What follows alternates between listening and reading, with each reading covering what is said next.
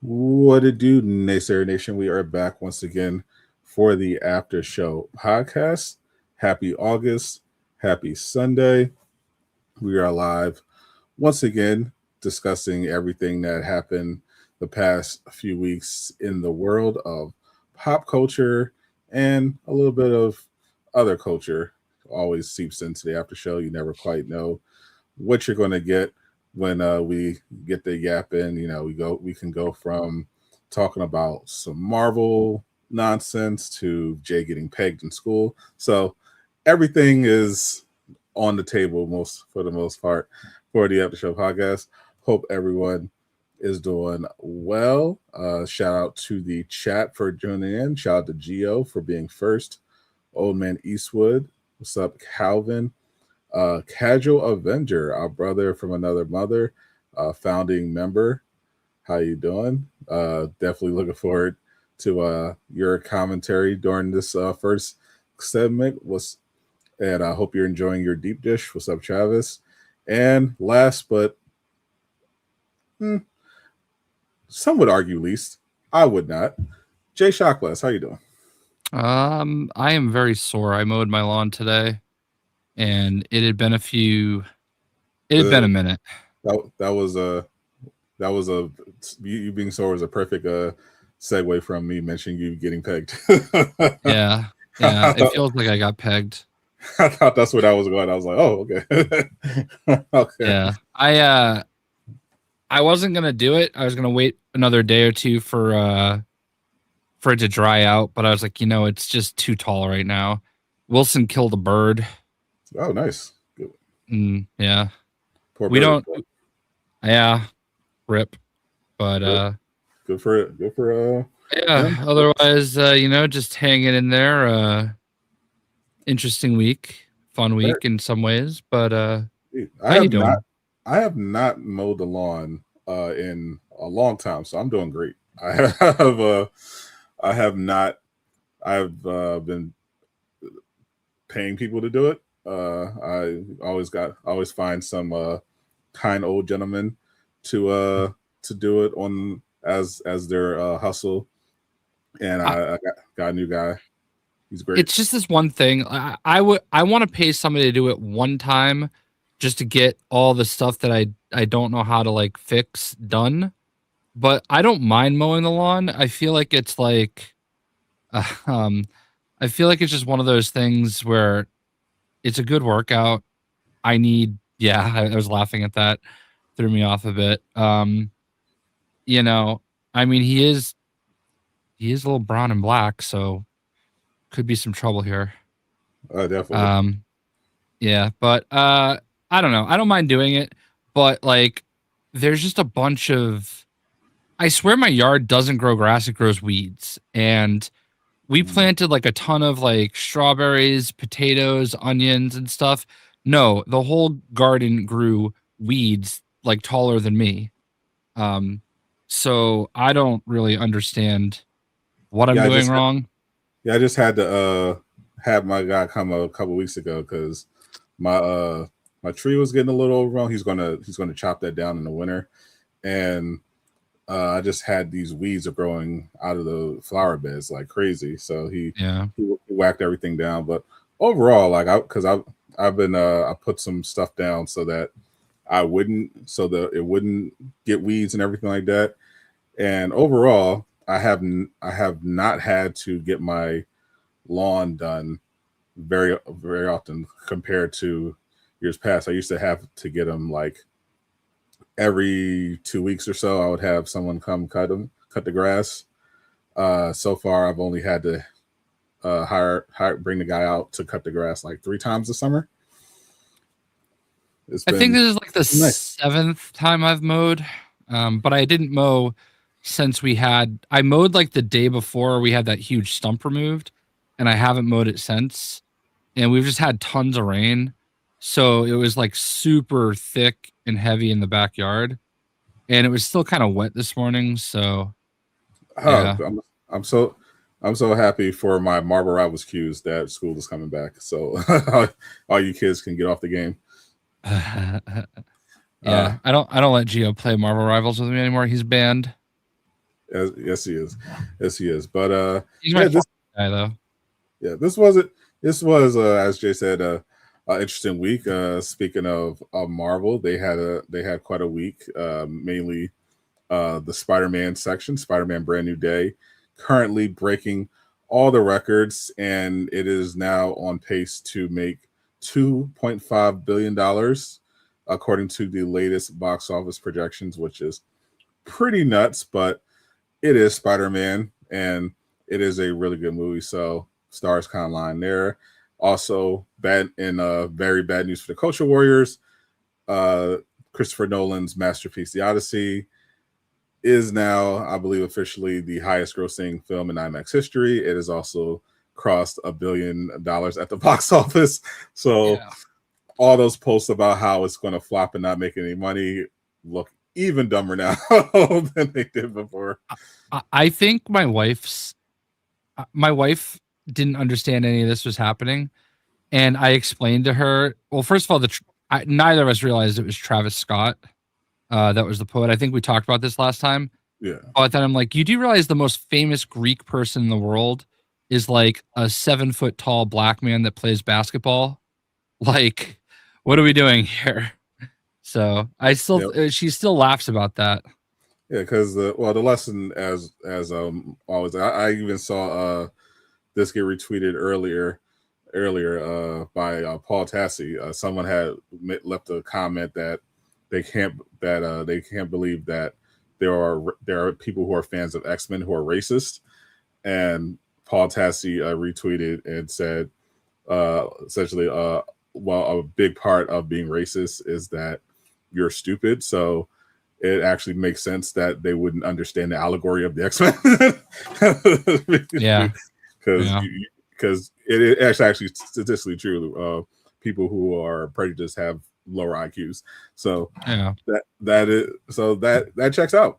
There are a lot of very racist comic book fans, and them not understanding the story that they're reading definitely checks out. Especially a lot of hate in the Spider-Man fandom as well. But it's not stopping the grind. The move, we can finally do our spoiler review of A Brand New Day now that a week has passed and enough people have seen. And that's general policy. We'll wait a week for a new movie to come $1 billion out. movie. If you haven't seen it yet, fuck you. Yeah. Especially if the movie is successful. In general, we'll say we will wait a week for a new movie. But Brand New Day, yeah, based on how insanely successful it's been, yeah, you've seen it by now, or you've been spoiled by now, or too bad. So you can skip the section. But we're gonna review it because we both got thoughts. Obviously, we both enjoyed it. I suspect Jay enjoyed it more than myself. Generally the case. Yeah, generally the case, and based on both of our out of theater reviews that we posted on Twitter, I'm going to assume that nothing has changed. Jay still gives it a 10. I don't actually believe it's a 10 out of 10. No notes. Yeah. But I assume it's going to be just generally high. Yeah. And I still have it as my third best live action Spider-Man movie. But I do have some critiques. Appreciate the file reminding. Also, shout out to Insomniac. They actually, even though I personally didn't care, they just dropped an update on the Brand New Day suit that they added previously for free, and people were like, the suit's not right, fix it," and they fixed it. So Manny, when this happened, Manny was like, "How like what do you mean? Like there's definitely a problem with it. It's not even the right color." So like I'm like, dude, I don't care. I don't know how you can possibly like look at that suit and be like, "Oh, this sucks. Like it's not the right color." How do you tell? He showed me a side by side picture once they fixed it of what it looked like and what it's supposed to look like. I'm like, dude, you could have shown me either one of those pictures, okay, by itself at any point in time, and I would have number one thought it was the same picture, and number two thought it was the right color. I don't Correct. care. And I don't care about like, oh, it doesn't do battle damage. Like I don't care. Like I would have never noticed those things. Yeah. But but like it made me think of I responded to one of Mighty Keith's tweets today. He was like, I don't remember what game he was playing. Actually, I could probably just pull it up because a lot of people are liking my response. So he basically said, I don't know if it's me getting older, but whenever I replay games now, I get this weird feeling like I'm wasting time. I don't know how to describe it. Like I'm on my second playthrough of Xenoblade 2 because of the Switch 2 edition, and I'm having a blast, but I have so many other RPGs I haven't played but bought, and I feel like I should be playing those instead. Y'all ever get that feeling? Or am I being a bitch ass? He's allowed to say it. Yes. My response was yes, 100%. KOTOR is my favorite game of all time. And when it came on Switch, I was like, man, do I really want to play this again? I always question why people have like every slot 100% playthrough completion on these Spider-Man games. And they're always like, oh, this game is boring as hell. Like what are we doing here, you know? I feel like that. I feel that way about a lot of things because I think it's partially because I have a large backlog across multiple genres of media. Like I have a Netflix backlog. I've got an Amazon backlog. I've got within those. I have genres within those. I have movie, anime, and TV backlogs. I've got book backlogs. I've got video game backlogs. Right. So the idea of replaying or watching something, it has to be something that I really, really like love and just burning desire to watch again. Because otherwise, the only thing that I consistently replay is like music, and that's like music. But when it comes to video games, I only really replay video games at this point if it's like for a content purpose, which is rare for me. So at this point, I'm just going through games to try to clear up some space, get through some stuff. Like I definitely don't have time to be going through a whole RPG all over again from the start. That's not me.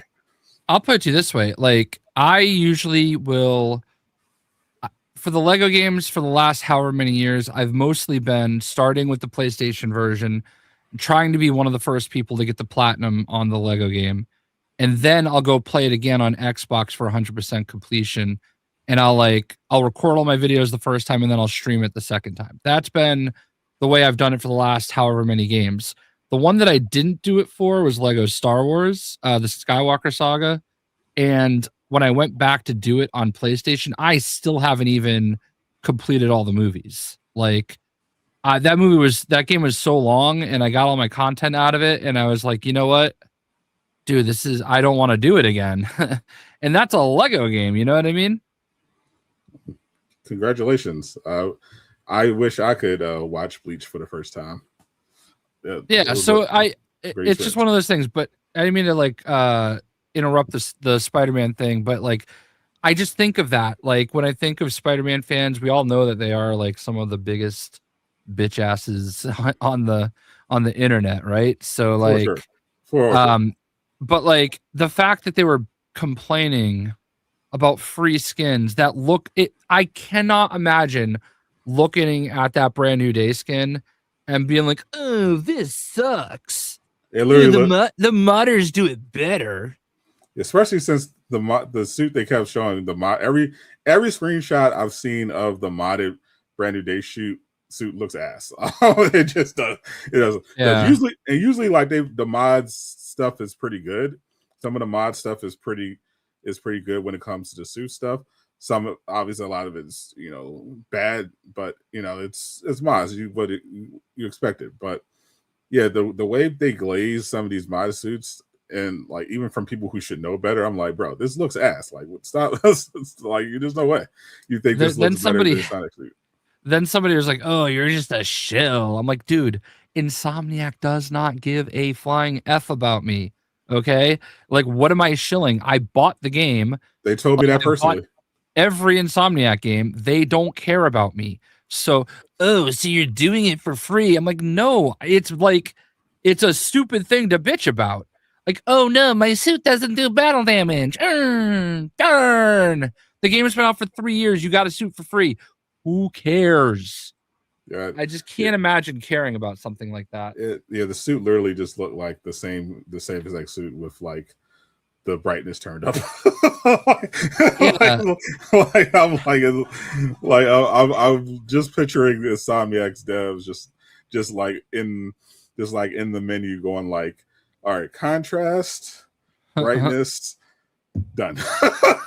Yeah. It's like, well, But like, they're like accusing him of being lazy. I'm like, what do you mean lazy? You really think it takes that much to like turn on battle damage on a suit? Like, come on. I don't know, man. I can't ever imagine being that upset about something they didn't have to do. Yeah, I'm like, this when I saw people, I didn't even bother to make a video about it. I was like, Yeah. I just don't care. Yeah. So I just, cause I was like, I'll just yap about the movie, which is good. I have started to see some critiques. Shout out to Pitch Meeting, one of my favorite YouTube channels, one of the best channels on YouTube. They did their Brand New Day parody, and I thought it was, and I thought it kind of echoed some things that I've been saying, and that I think are valid. Because I think I briefly mentioned that my biggest issue with Brand New Day were the villains. I even said that in my initial out of theater review, where I was like, I felt like what held it back was that I think it had the worst villain out of all the Holland movies. And I thought the Holland movies actually did a really good job of the villain. That was one of the weaknesses of the MCU in general. They had really shitty villains. But Vulture in Homecoming, I thought was extremely well done. He had a great a great arc, fantastic performance. I thought he played it very well. I thought it worked great. Obviously, I think Far From Home is extraordinarily underrated. I think it's an amazing movie. I thought Mysterio is one of the best villains they've ever put in the MCU. I thought Jake Gyllenhaal's performance was incredible. I thought the writing of Mysterio, the way the twist they did with Mysterio, how they implemented him was pretty brilliant, and just looking at how much impact he actually had on Spider-Man in the universe is pretty amazing. We think about how his actions directly lead to the events of No Way Home and Brand New Day because of just how thoroughly he beat Spider-Man even in death. I just thought it was very, very cool. And obviously No Way Home brought in the man himself, Willem the Goat, the greatest live action villain, and that I was just going to be a hard act to follow. But I feel like Brand New Day just in general dropped the ball because they had some interesting villains that they could have done. Like I think that was the more frustrating part for me. Like they had good villains. They had a great Scorpion. They had a great Tombstone. They had the Hand. They even threw in the Hulk. They even had Blink and you miss it, I think Boomerang. Yeah. And they decided, yeah, we'll just have a blink and you'll miss it thing. And we'll make it all about we'll just kind of push all the other villains out of the way and make this all about introducing Jean Grey as the big bad. And I feel like it didn't work. And I think the problem with Jean Grey was that the characterization of her was incorrect, because their intention, obviously, the whole time was to have Jean be a hero eventually, because they're going to be going all about the X-Men, and Jean is not a villain. That's not who she is, at least not until she gets overtaken by the Phoenix Force, which doesn't happen here. But they introduced her as a complete psychopath, like an evil, legitimately evil monster, like worse than Vulture, who was essentially just a guy trying to take care of his family by any means necessary. Arguably worse than Mysterio, who was just a con man, like on par with Green Goblin, who's literally insane. And then they expected us to just buy in that she's actually good, when we find out, she's just trying to save her sister in the end, and she decides to become a good guy because she sees Marissa Tomei. And to be fair, I would also be in a much better mood if I saw Marissa Tomei. Change your life for her. Yeah, I would. She could fix me whenever she was. But for a villain, for someone who literally had an old person walk in front of a moving car and laugh about it, it just didn't work. It was such a weird way to try to transition this person from kind of an irredeemable monster into a good guy. And I said this when I was thinking about it. I really feel like they should have just taken that whole mind control thing and just made the villain Mr. Negative and the Inner Demons, and just had Jean Grey as a support character that ends up helping Peter to fight back against the Inner Demons and that mind control ability. I think that would have been a much more interesting story.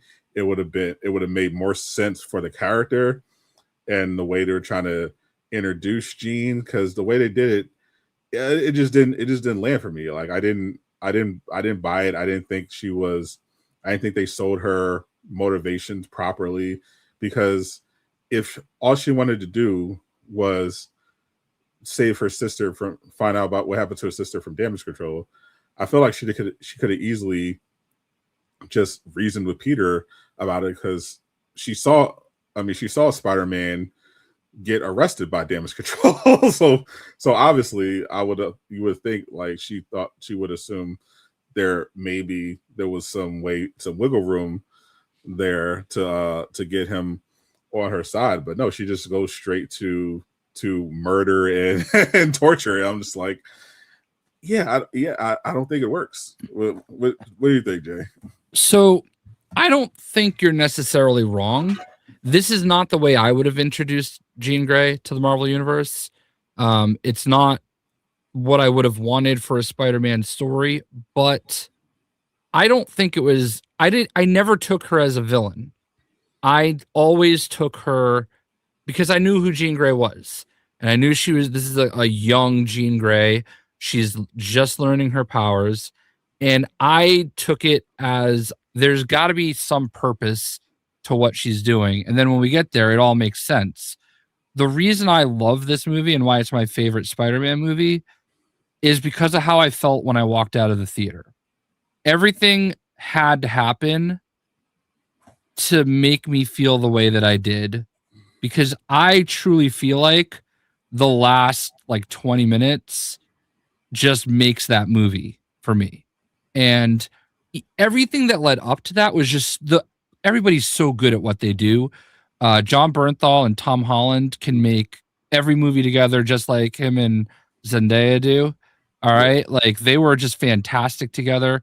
I want that Punisher, the Punisher Spider-Man makes me really want a Spider-Man Deadpool movie.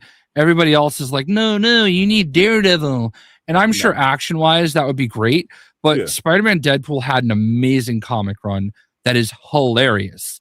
And they would be so like him and Ryan Reynolds together would just be hilarious. So that's what it made me want so much. And don't get me wrong, I don't mind Daredevil working with Spider-Man. I want that too. But it was a little clunky involving getting Jean in there. It did feel a little shoehorned in, you know what I mean? But the way it ended just made up for everything else. And it's weird because we saw all these like, oh, Tombstone's going to be there. Sure. And it was all just like this Flash thing. Yeah, like 30 seconds. I understand that people are going to criticize some of those things. I understand, like, because yes, I would have wanted more traditional Spider-Man villains, a traditional Spider-Man villain story, but the hand was literally in it for 5 minutes, by the way. Yeah, but like, I don't know how anything would ever make me feel the way I did at the end of that movie. You know what I mean? Like, and sure, maybe they could have come up with something, but like, do you at least agree that like the way you leave that movie, the way you feel about Spider-Man, like I walked out of that movie like thinking, you know, I've got this awesome Hot Toys collection of Spider-Man figures. Mm. And I always, like, when I share pictures of it, I say, I'm not even that big of a Spider-Man fan. But that movie made me leave thinking, I'm a Spider-Man fan. Like, I just felt like it was everything great about Peter. And I felt like they really did a good job of trying to bring him and MJ back together. I thought Zendaya was phenomenal. I don't really usually care about her MJ. Like, she's all right, she's fine. I just thought like everything was so well done.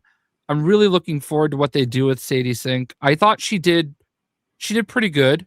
It definitely got better as it went, and as you became more Jean Grey. I'm really looking forward to where they go with the X-Men. Yeah. Again, not the way I would have done it, but I would change nothing because I don't remember the last time I walked out of a movie feeling that good about a character. You know what I mean? Like I feel like a lot of the Marvel movies we've had lately, we walk out and we're like, I feel like you could have changed quite a bit about Jean and how they portrayed her in the movie and still got to the exact same ending.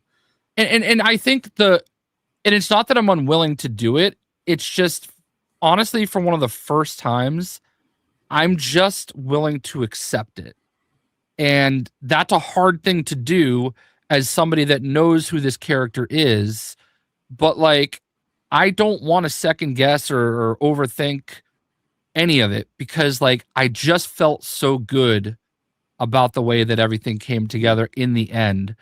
And I'm just going to accept the feeling that I had at that movie. You know what I mean? Like it's one of those like I'm always going to remember how I felt leaving that movie. You know, my wife loved it. She doesn't obviously like none of that matter. She barely even realized that was Sadie Sink until the end. Like, let alone when they teased that she was Jean Grey, or when they said she was Jean Grey finally, I went, oh, like I think there was some shock to me or anything. But she's like, what? I'm like, it's Jean. It's Jean. You know, so there was like a couple of people that actually gasped in the theater when I saw it with my dad and I laughed because I was like, because when they said it, I was like, yeah, I was like, yeah, obviously, but I mean, it was obvious that's who it was going to be, and like I loved that it was confirmed basically, and yeah, it was fun. Again, it's not the way that I would have introduced her. It's not like the path, but I felt like when you kind of get to the end justifies the means. For me, that was like what you're describing is kind of my issue with No Way Home. It felt like they had a really great third act planned out. Like they had everything exactly where they were. They're going to have, you know, got the Norman Osborn going back and forth with Goblin, the death of Aunt May, Peter, Tom Holland's Peter trying to fight the urge to, you know, cross that line, you know, the team up with the old Spider-Man. They had all this great stuff planned for that third act. But getting to that third act, not as clear, and it came off as and a lot of times clunky. I think they handled it much better in Brand New Day. I thought actually the first half of No Way Home was actually just kind of ass, and but it got heavily bailed out by as the movie got along and was hard carried by the third act. Whereas I felt Brand New Day was overall just really good all the way through. It definitely, even it had moments where it had a lot of problems to me, but none that were like severe like I typically get with Marvel movies where I'm like, oh, what the fuck were they thinking here?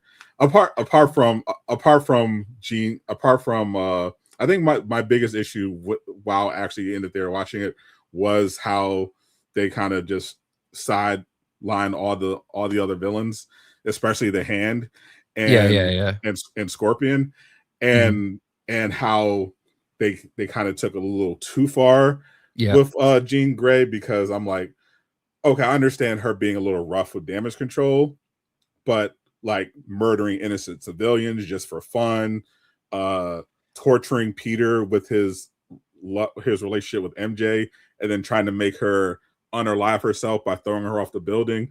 Like I felt, and maliciously laughing at him about it. Like even he was like, "Oh, you're just evil," and I'm like, "Yeah," which was weird, because I'm like, there's a way you can write a character like Jean with her backstory to be rough around the edges without her being like a psychopath. Like, because there's a fine line between someone who's like kind of has a disregard, but like a clear like Frank Castle's a classic example. Punisher, he is who he is. He says he's unapologetic. I kill criminals. This is who I am. I just punish criminals. But he has a very clear moral compass. Yes, he's determined to make the mob pay in particular, and make any criminal pay. But he clearly is someone who has a conscience, as you see how bad he felt with what he accidentally did to Peter, and just other instances where you kind of see Punisher, like when teaming up with Daredevil, how he'll kind of go along with Matt to some degree when it's not too bad. But he's very firm that he thinks criminals should be put down, but he has a very clear conscience. He has a code. He avoids hurting innocent people.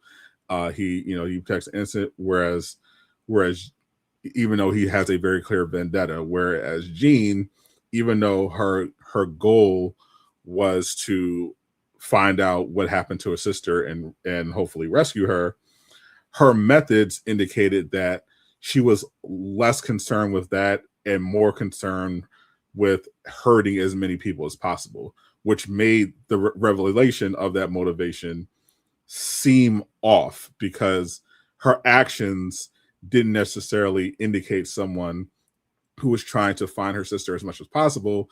It seemed more like someone who gets off on hurting people and causing pain, and also just so happened to be on this mission. And that's where I thought that's why I thought they made that mistake, and why the end didn't hit for me like it did for other people. I thought my favorite parts of the movie were definitely the swinging, the fight scenes, Peter's relationship with Frank.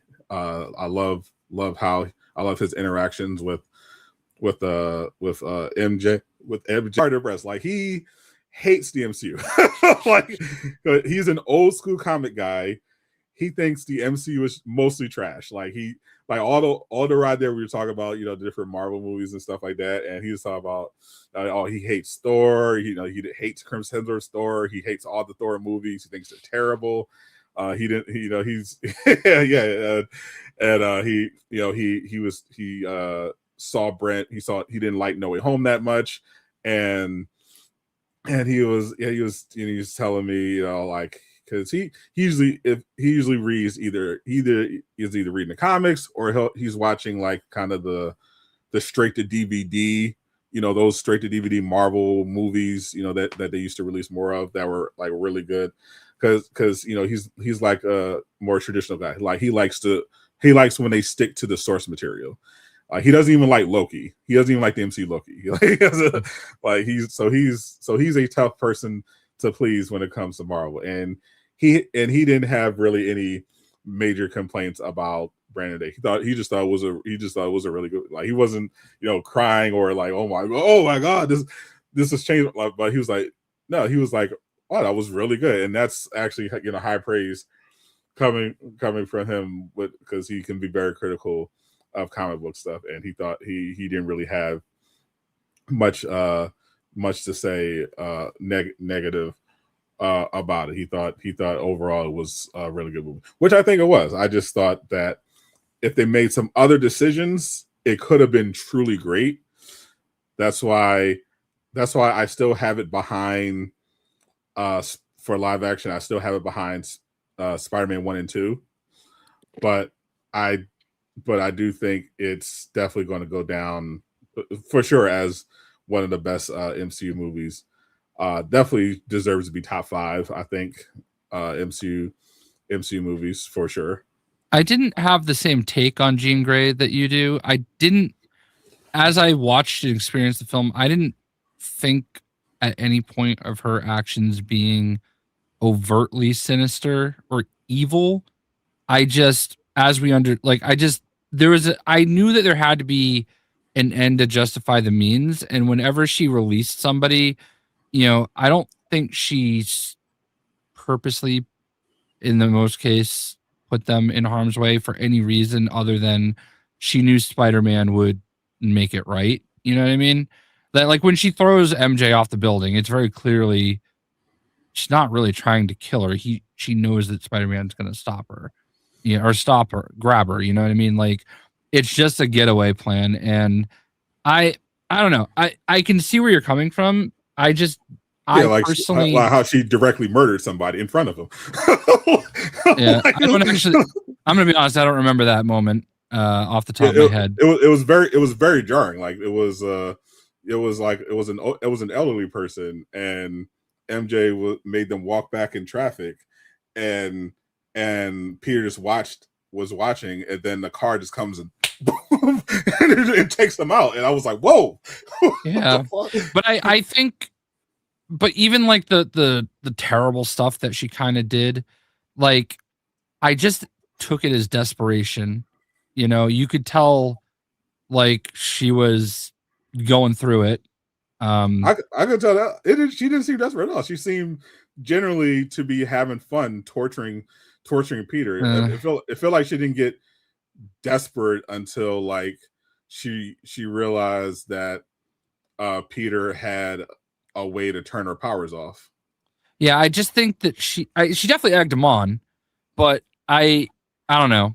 I think I'm more I maybe if I didn't just shut everything down and say, listen, what I felt at the end made everything else not matter to me. And I am normally more positive than you with these things, but I'm also normally just as nitpicky about the minor details and stuff like that. And like I said, I would not have chosen to do this with Jean. I don't think this is the right way to bring her in. I would have absolutely much rather them use, the tombstone and boomerang spots in the movie with her mind controlling them if that had to be done. Like I would have much rather them done stuff like that. But I did really appreciate like I don't feel like it was like it was dumb. Like I don't feel like they dumbed anything down. I felt like everything was pretty deliberate. Like in a grand scale, like involving the Hulk, it wasn't just a gratuitous, cameo. What, especially the Bruce Banner aspect, like that actually like mattered to the storyline. You know what I mean? Yeah. So like I understand why that was all there, and it all makes sense. And I mean, I do obviously wish we could see that version of the Hulk a little bit more because like they finally made him look powerful. Kind of. I mean, look, not like, I mean, obviously Spider-Man took him out, so like, And but he, Punisher. yeah, yeah, like, so I mean, at the end of the day, that Hulk movie is coming where he's just gonna demolish everything, you know. Hopefully. But yeah, I don't know, man. I just I don't remember the last. I just don't remember the last time I walked out of a movie feeling that good, you know. Like, so I, I do. that I do. I felt that way when I finished watching Sinners and Project Hail Mary. yeah, maybe I haven't seen either of those movies, so I maybe I would feel the same way, but I felt that way for this. So my take immediately was, you know what? I'm not gonna bitch about the little things. I just loved that feeling at the end. And I don't I feel know how you get there.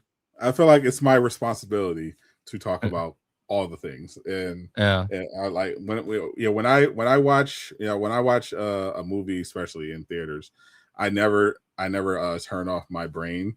I Mm, always I always want to experience the entire thing fully and dissect it and see because I love filmmaking, I love art, I love writing. So I'll watch something and I'll look and see. Oh, I wonder what. Oh, that's cool. Or oh, I really like how they wrote that. Or I really like that aspect. Or I like that. I really like that shot. Or I didn't like that shot. I wonder why.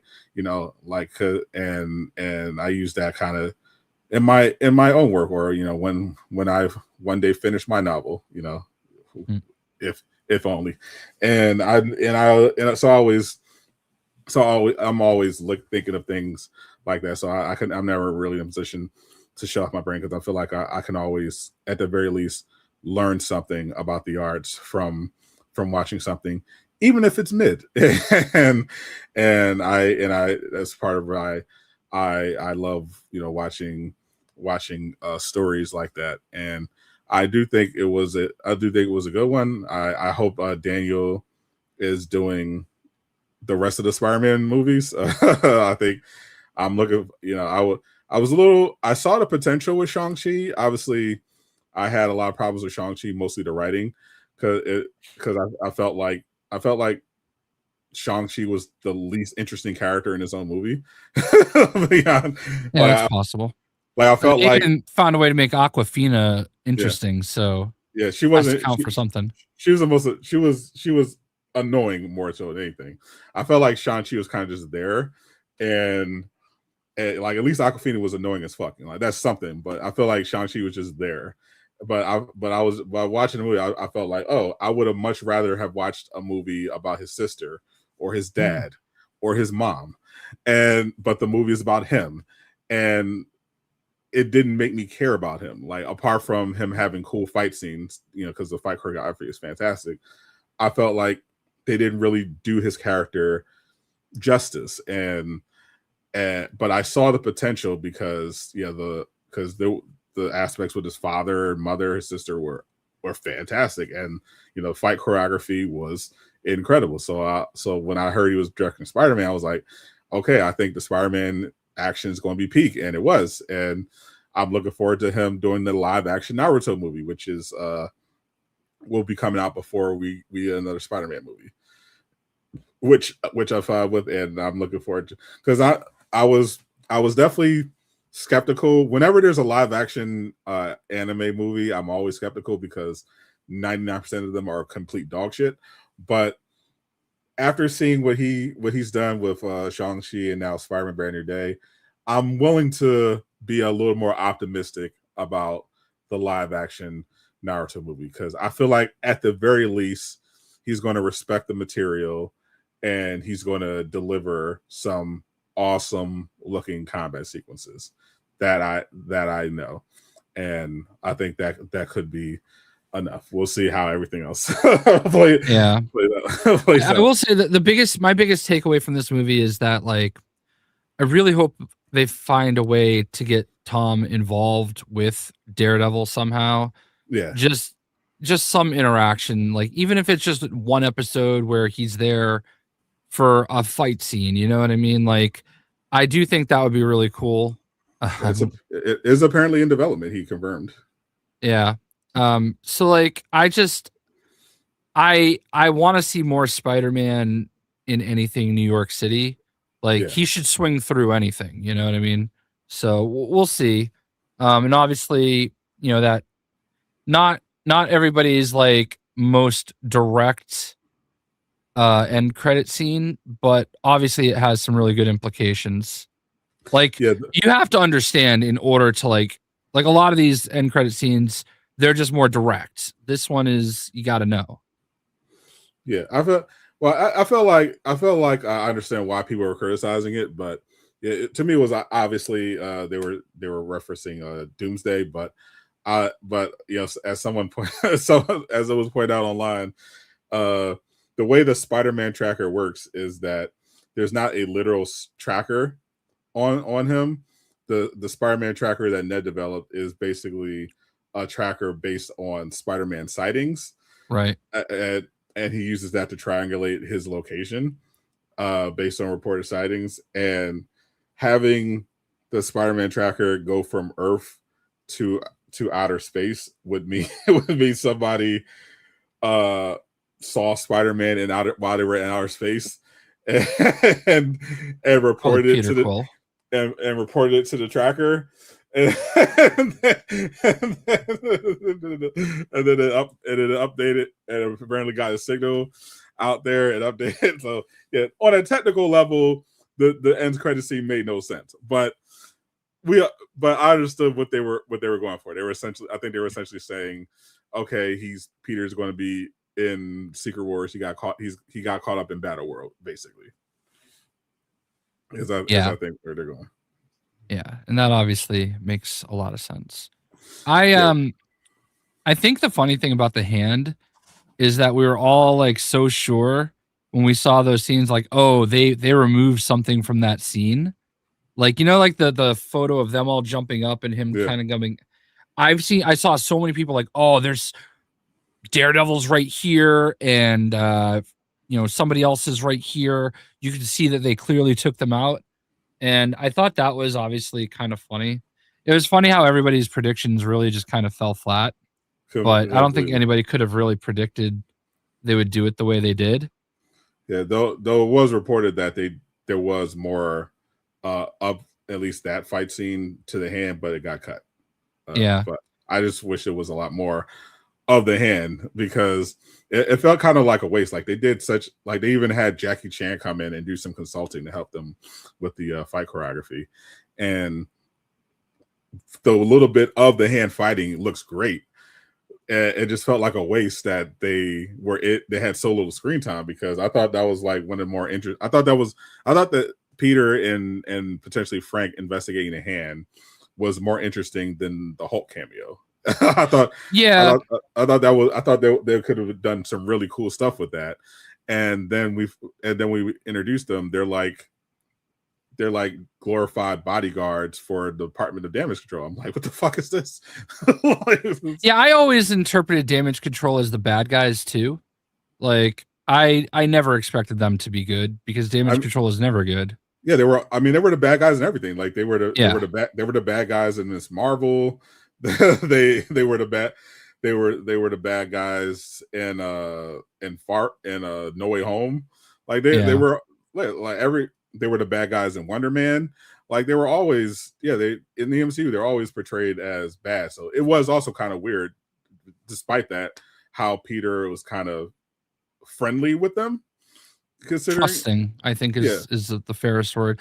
But he had his guard up. But yeah, like I thought that all along was kind of that's, I think, why I maybe let my guard down with some of the stuff Gene might have ddone, because I'm like, all right, well, Damage Control sucks, so whatever, But yeah, I didn't mind her attacking them. I just thought like how she went after Peter and innocent people was like I thought a little psychotic. I'm like, wait a minute, like especially when you find out she's trying to sister. I'm like, okay, well, there's a lot better ways you could go about finding your sister than than torturing Peter.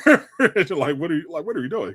Like, there's so many better ways to do this, and it is so weird. But Devil's Girls, yeah, they're always dog shit. Like, we always knew they were a dog shit organization, and now that Peter invented this mutant suppressing technology, I'm sure it's only going to get worse.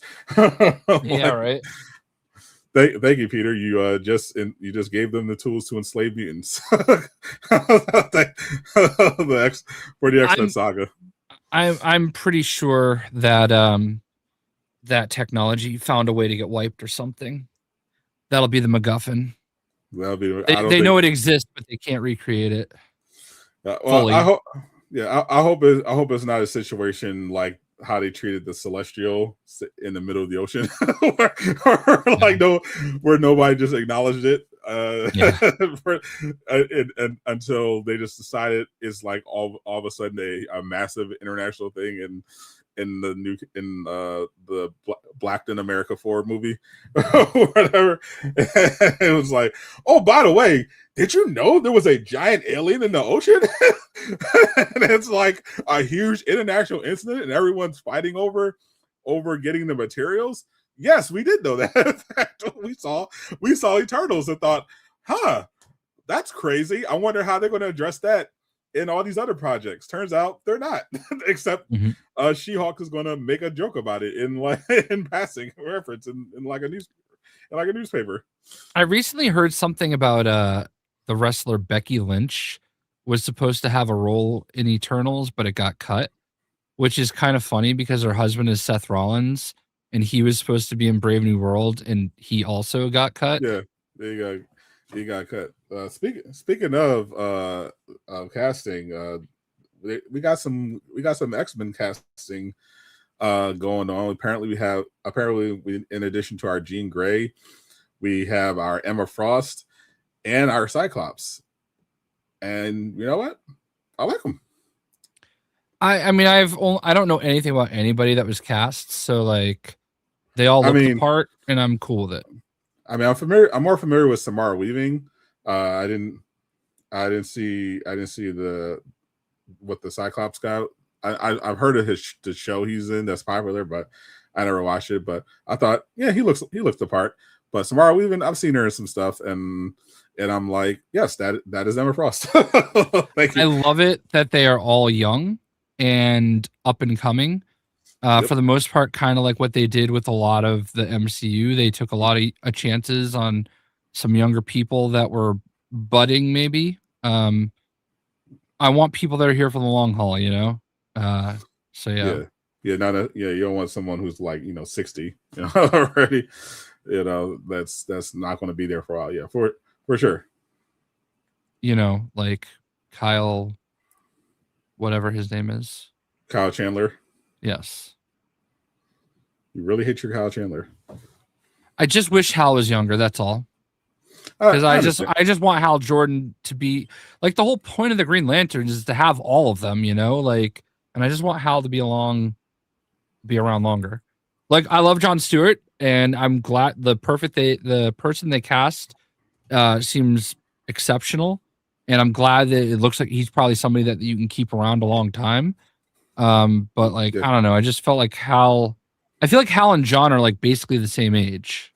Yeah, I understand. I understand that. Yeah, like, typically, the way Hal is depicted in the comics, they're like roughly the same age, and Kyle Chandler is like 60 years old in real life. Right, and that's literally my only issue. I'm sure he's a great actor. I just wish they went, even if they went with somebody in their low to mid 40s, like just they went just a little too high as far as I'm concerned, Totally. Yeah, totally. I totally get that part being valid. Like, I love Kyle Chandler. I love Kyle Chandler as an actor. As an actor, I think he's great. Like, I'm a huge Friday Night Lights fan, so I will always support Kyle Chandler. But I do understand people thinking, okay, I don't want him. I wouldn't want him ideally to be Hal. But my impression was that he wasn't going to be like a big part of the DCU for that long.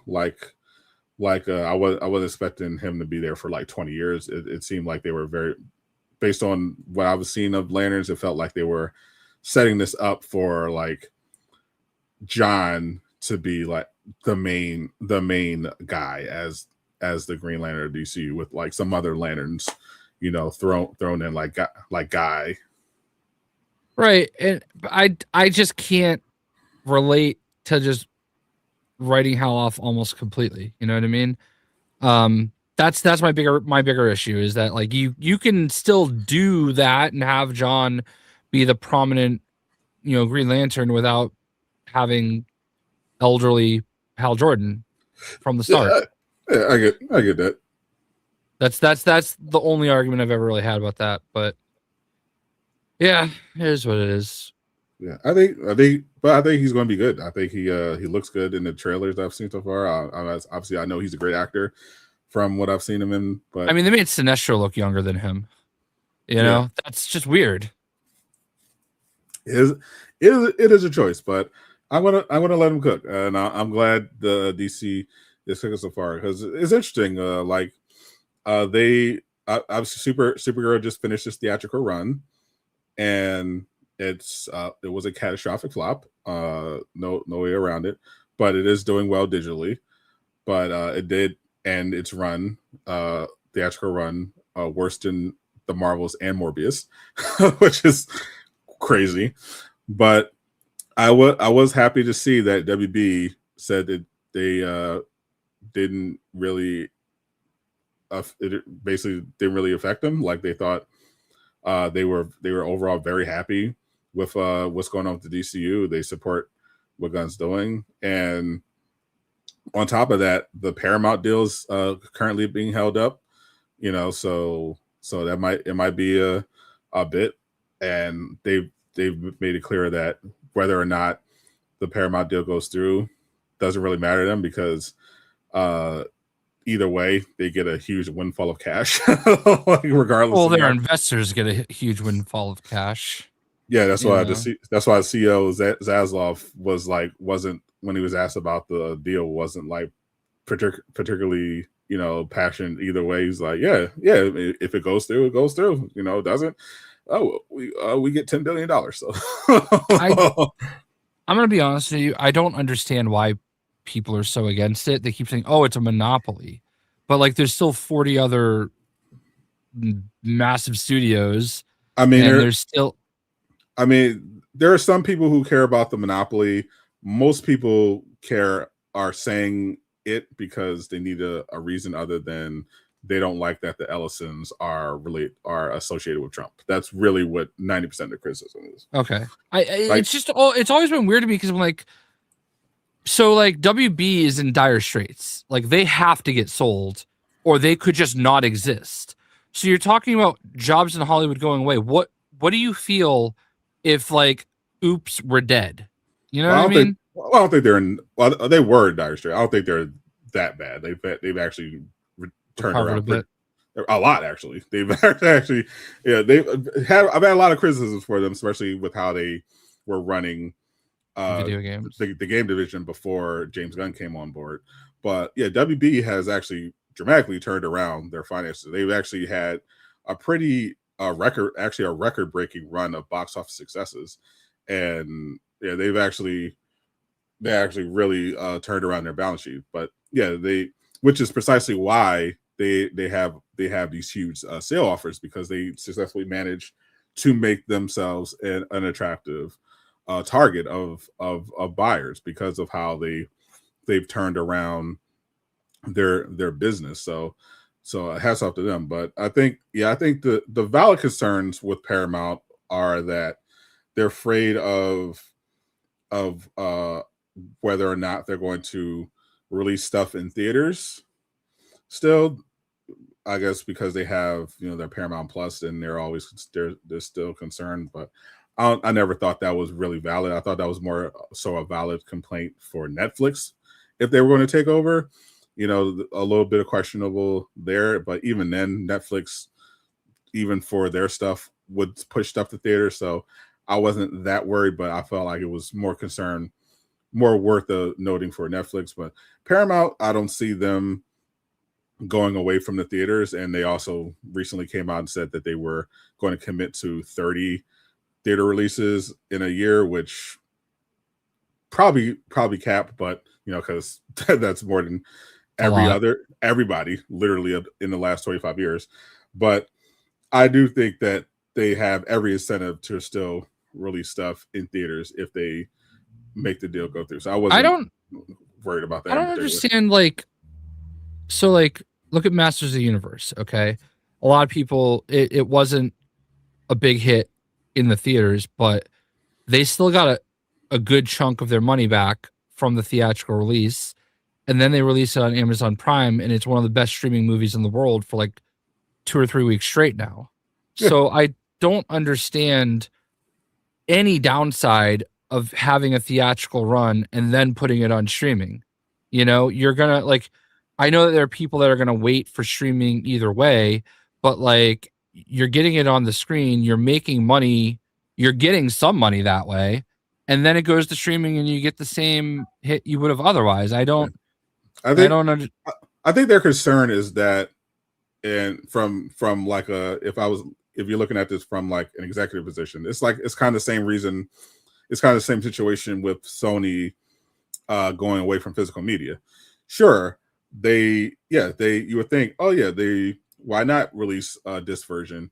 You have a lot of people that want to buy physical media. You're going to make money off of that. But if you're thinking in terms of like a corporation whose job it is to maximize shareholder value, you're like, okay, well, if I sure I could release this in the theater, but okay, how much money did we spend on this? Okay, then we have to pay for the theater, for the marketing, and then the distribution, and then we have to share some tally with the theater, as opposed to just putting it on the streaming platform that we own, and not dealing with all that stuff. So that's what the concern is for people when it comes to companies that own streaming services, who would have the option of putting new movies there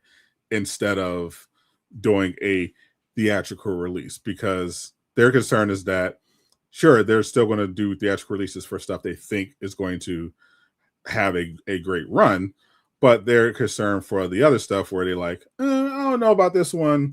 Let's just throw it on streaming rather than give it to the theaters, because they're I concerned that the theaters are just going to get squeezed out.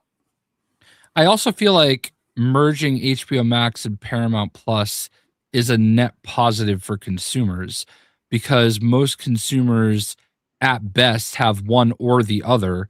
Very few have both. And now you get the content of both in one place. You know what I mean? And if someone like me that has both, I mean, I'm eliminating one of those subscriptions. Yeah, I think streaming wise, is a W. I think gaming wise, I think definitely Paramount is the better home for WB than Netflix would be, uh, by a mile. Mhm. But yeah, I wasn't really that concerned with the theater aspect of it. I feel like Paramount is still going to release a good amount of stuff on theaters. I doubt it's going to be 30 like they said they are, but I mean, based on what the box office runs we've seen this summer, I feel like this kind of justifies continuing to push stuff to the theater, because it's clear you can still get a lot of value. We've seen from all these movies this year: Project Hail Mary, Obsession, The Odyssey, Spider-Man, like especially movies that don't have a huge budget, but are really good potentially. Those are the ones you definitely want to put in theaters, because for theatrical run, because you never know if you're going to get a Backrooms or Obsession, like hit, So and if it's a lot of money, then you definitely want to put it in theaters, because you want to maximize your chances of it, becoming a big thing. So I feel like either way, we're more likely than not to keep getting theatrical releases, even if they go ahead and buy, and the deal goes through. I'm not worried. I'm not that worried about that. My only worry was what was going to happen with DC. You know, what would there be any clashes? It seems like Gunn is still. They said the right things. Gunn is still on board, still willing to work with Paramount. The games that Paramount obviously doubled down on games division. They literally opened up another studio with the purpose of doing more into video games. They revived the last Ronin game.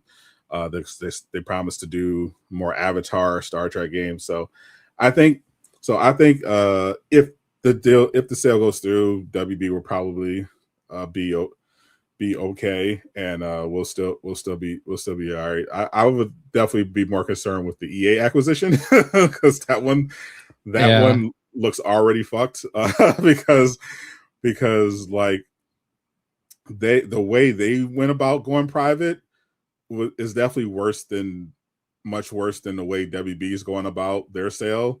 Like like EA undertook a lot of debt in this deal to go private, and we already heard reports that we're about to hear about some mass layoffs at EA. You know, setting aside the moral implications of Saudi, owning EA and what effect that could have. We're already hearing that they could be selling off BioWare. They could be very interested. Yeah, firing I'm off very thousands of intrigued to people. see what happens there. Yeah, so so BioWare used that to could be a be bloodbath. just a powerhouse, Yeah, and like I don't. I guess the last game they put out was Dragon Age and Dragon Age the Veilguard. Dra- Veilguard, in which obviously I liked that game, but I understand why it didn't do as well. But like, uh, Mass Effect isn't what it used to be because I don't know. Yeah, Why would we go back to Shepard, who is like literally one of the most important video game characters of all time? yeah. I felt like when I said they were talking about selling Bioware, it reminded me of Monolith when that happened, and I feel like yeah, it's going to be sad. Everyone's going to be mad or whatever when they inevitably announce that they're getting rid of Bioware. But I felt like, I think it'll feel like when Monolith got shut down, where it's like it's sad, but it wasn't the same company. Yeah, a You lot of the know, people left that. yeah, Yeah, yeah, specifically, yeah. In the case of Monolith, after WB's dog shit leadership got literally had them working. They were literally working on this really ambitious Nemesis system game for 4 years, and then when they turned it in, they told them, "No, go fuck yourself. It doesn't have a popular character attached to it," and that led to a mass exodus from the studio. So the studio that was version of Monolith that's working on Wonder Woman was a shell of its former self. It wasn't. It was just a lot of new hires because all the main people had left already. So, and I feel like over the years, that's kind of what happened with Bioware. Over the course of all these years, all these controversies, all these projects, a lot of the talent clearly is not there anymore. The same the same people who made, the same Bioware that made those earlier games that people loved are gone and at other places for the large part, and we're kind of just left with the remnants of what was once Bioware, and it's going to be sad if EA gets rid of them, but hopefully it's a sale rather than a shutdown. But yeah. I feel like that's their only move though. Like you can't like there's value in just the name BioWare. Like yeah, I mean, say all you want about Veilguard, it was a good game. Like there was a good video game there. They can still make good video games. Even their last Mass Effect game was a good video game. It's I just I think they people more so didn't care as much. I think they were more so want the IP because you can Yeah, that's always fair too. hire better writers, you can always hire Yep. better developers, but Sure, sure. the Dragon Age IP, the Mass Effect IP, are still valuable. So I think that's why I'm not worried about BioWare just being shut down. Like what happened with Monolith, I think they are more likely to get sold off to somebody, and maybe they already did some layoffs after Veilguard flopped. So I imagine that like the version that gets sold off may end up being very different than we are now. Was up Nava, but yeah, you definitely still want to have those IP. Those IPs are still very valuable. What the fuck? So I can't. I would rather play Marvel Rivals with Geo than read Travis sometimes. I don't understand. It looks like it felt like a mobile game. That is that is like the laziest take ever for anyone. Like, oh, it's a mobile. It looks like a mobile game. It feels like a mobile game. No, it does not in any way, shape, or form feel like a mobile game. Actually, that's not even necessarily true. It could very well feel like a mobile game, but because I think people who say that don't understand the state of mobile games. Like Wuthering Waves, Genshin Impact are technically mobile games, but they're also extremely high quality action RPGs. Like you can even play Resident Evil now on your phone. It's not said in a way to imply those positive things. Yeah, okay. People that say it's a lazy take to try to make it sound like it's like freaking Contest of Champions or some like really low budget, like it's just such a lazy take. That's what I'm saying. It's like a lazy critique from people who don't really understand the state of mobile games in general. But I do understand the critique of Veilguard. I think it's I think the game itself it definitely showed when I heard about all the problems it had in development, how they originally were going to make it a live service game. A lot of the feel of it does make sense, because it did feel kind of reminded me of Marvel's Avengers in some ways, with the way it was laid out, the way the level design was. It did very much feel like it was originally intended to be a lot like a more co-op live service type of experience that got cut down. I thought the game was okay. I definitely understand the criticism. I feel like it was the experience was better depending on which class you picked. I think that definitely determined a lot of how fun you have with the combat aspect of it. I thought some of the writing was pretty terrible, but overall, I thought as someone who's not a Dragon Age fan, I thought it was just a solid, okay, 6 out of 10 experience, 6, 7 yeah. out of 10. But my point wasn't that like the story, and it wasn't the overarching thing. As a physical play the video game, it was a good game. Like you can pick up the game and enjoy it. 6 out of 10 is not like this awful, terrible experience. Like they can still make a good video game is essentially like mechanically what I was getting at. Mechanically, it was a solid video. Yeah. Now I'm not a Dragon Age fan, and I feel like the people who were hardcore Dragon Age fans had much harsher criticisms for the game. And after listening to them, I think they're very much valid. If I was a fan to that extent, I would definitely have felt more strongly about the game. But as someone who wasn't connected to the previous games, just going into it just purely as this is my first real experience, the franchise, I was like, it's okay.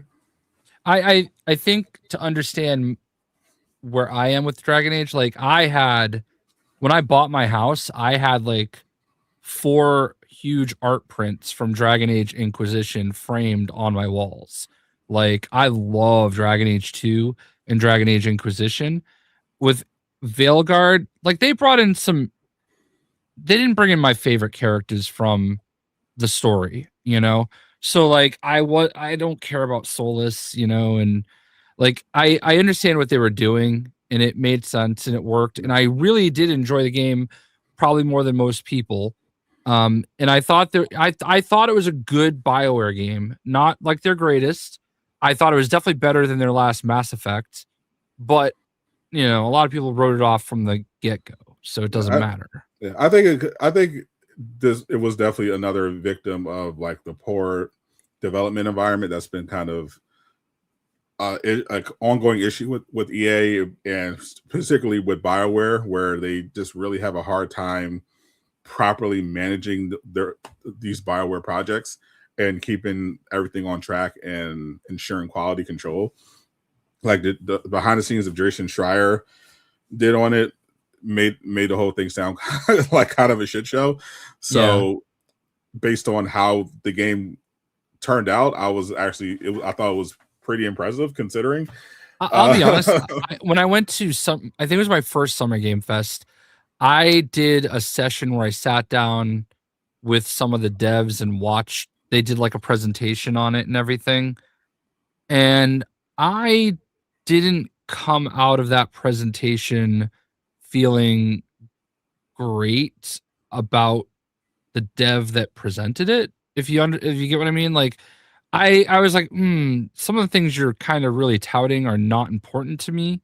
Yeah. And I don't really want to get any deeper than that, but like I was excited for the game, but like I don't know. It definitely feels like one of the rare instances where I think some of the voices behind that game were absolutely kind of pitching and putting their beliefs into the core of the game instead of just kind of keeping it a little more neutral. I don't think it forced anything too much, but like I do think you could tell the elements were there, and Jay's really trying to avoid being canceled. Yeah, but you like, and again, I probably like the game more than most people. I'm actually really pissed because I think I'm only missing like one achievement. If I'm, I don't, and it's one where I have to like replay the whole game and go to this one sequence, and you have to like get everything right on that sequence, and I didn't. Because I didn't realize that was what it was. I do think there are issues. There are instances where sometimes with some game it's clear that the devs are kind of out of touch with the market and the players, and that can definitely come up. Like when I was hearing how they were pitching like Marathon, how Bungie was pitching Marathon to people who were coming in early, players were coming and talking about their experience when they were just first shown Marathon and how it was being pitched as like, oh, it's going to be this next big thing is the extraction shooters, and I was like, I don't know about this one, Chief. Extraction I remember it's not really a next big thing type of genre. Yeah, I don't know. I do remember when Marathon was announced being so excited. So I don't know what happened there. I didn't. Yeah. They made the mistake of chasing what they thought was a trend that was going to pop off. They thought this was a chance. They thought they saw Arc Raiders and that validated their decision to try to go this distraction shooter angle. I think it was just a simple fact that some of the higher ups liked Tarkov and was like, yeah, let's do that. And for Anthem, for Marathon. Oh, I'm sorry. I thought we were talking about Anthem. My bad. No, Anthem was a whole other thing. Anthem's situation was not dissimilar from what happened with Marathon. Yeah, I didn't realize we jumped to Marathon. I thought we were talking about Anthem because we were talking about BioWare. My bad. I said Marathon, but yeah, similar to Anthem. I just missed. Similar to Anthem though. Yeah, it was a situation where some of the higher ups were interested in chasing kind of this trend. Like in the case of Marathon, they were like, "Oh yeah, we love Tarkov. Let's do extraction shooters. That's going to be the next big thing." And in the case of Anthem, they had this kind of vague idea, but then they were like, "Oh, it's awesome, Destiny," and that also fucked Avengers. But yeah, essentially, you had pressure to say to go this live service direction because that was supposed to be the big thing. That was going to be the big moneymaker. That's where they were convinced gaming was going to go, and BioWare kind of just floundered trying to make Anthem work as a live service, first as a game and then as a live service looter shooter, and it never really got there. And Marathon did the same. Marathon more succeeded more than Anthem, I think, as in terms of what they were aiming for. Uh, Marathon is a much better extraction shooter than Anthem was a looter shooter. But the problem is Marathon genre is not nearly as accessible. And the money that they spend on that game is not the money you would typically spend on an extraction shooter. And that's what kind of fucked them over here, because Sony had already spent $3 billion acquiring the studio. They already decided that they were going to shut down Destiny, one of their most successful games on the platform, to make Marathon happen and prioritize it. So putting all that money into Marathon only to get exactly what it was, a niche, highly rated extraction shooter that, you know, was going to stay around 50,000 players in like the best case scenario, but mostly end around the 5,000 to 10,000 mark. And even when it's free, it's like, when you spend that kind of, you spend, $300 million on the game plus, $3 billion on the studio, those aren't like the returns you're looking for.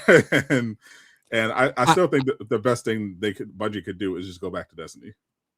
I can't imagine spending that much money on Bungie to abandon Destiny. Yeah, like to not just go, all right, yeah, we're going full blown Destiny 3. You know what I mean?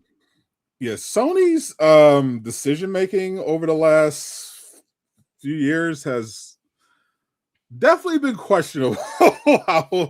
I will say. I'll tell you what. After the last DLC, I would let them make. I would license a Star Wars game. Let them make a Star Wars game. They would make an incredible Star Wars game. Yeah, like it's crazy to me. Like even after they announced they were ending Destiny, like Destiny still ended up being in the top 10 most play games on PlayStation. And when you look at those charts, it's like you have to go down pretty far to find a game that is actually owned by PlayStation. And the fact that one of them was Destiny, a game that they're no longer continuing, just makes the whole thing seem like even sillier because their Destiny had problems, but the infrastructure was there. The solution wasn't to shut it down, and definitely, I think the solution would have been to just rework it, like do a re-release of Destiny 2, make that Destiny 3. Don't just start the whole thing from scratch. Like fix up Destiny 2 from the ground up and just expand on it, because there's still a lot. Obviously, there's still a lot of people interested in it. There's still a lot of love and upside there. I just don't understand the decision to just double down on Marathon and hope that this PvE push works. Like, no, because now you're alienating the few players that you have. Like the whole appeal of Marathon was that it's a kind of hardcore extraction shooter for people who like that sort of thing, and that's what they got. But when they saw, there's not enough people that like that kind of thing. Yeah, when they saw it wasn't that many people, they were like, "Oh shit, maybe let's lean back into the Arc Raider direction, which is more PvE focused." And by the way, Arc Raiders also lost most of its players, so even making it a PvE friendly extraction shooter doesn't work. Like, so it's like, what the fuck are you doing? Yeah, I agree with Eastwood. When you play, the last expansion that they did was very Star Wars influenced for Destiny. And then they obviously had like the Star Wars skins. They like Vader, a Stormtrooper, Boba Fett, couple other ones, Mando. I'm still mad we haven't gotten a Mandalorian game. Like I thought Star Wars Outlaws was going to be the Mandalorian game. Like that was one of the rumors. Yeah, I I don't understand. I don't understand Star Wars gaming right now. I don't know who's making those decisions. They seem very like. Look, I liked Outlaws. Obviously, I like the Jedi Yeah, series. yeah. I just feel like making a Mandalorian game seems so obvious. Yeah, Um, I think the problem right now is the way Disney is handling their IP, because Disney abandoned game development in favor of the licensing scheme, right. which makes sense financially. Gaming costs money, game development costs money. So why develop your own games when people can pay you to develop the games based on the stuff that you own? Like that makes sense. So you bring the ideas to people, they bring you money, and you do that. But I think the problem is that Disney has made it less convenient, we'll say, to license their games, and have not really adjusted to the market, and it's led to less people wanting to even bother because they've made it way more expensive and troublesome than it needs to be, quite frankly. And that's why I've been urging DC for years now to undercut Disney and get in on that and do more licensing by just offering better terms than what Disney's doing. But part of the reason is that because of this situation, it can be hard to convince a studio to even try to make one of their games, especially with the current state of Star Wars in particular.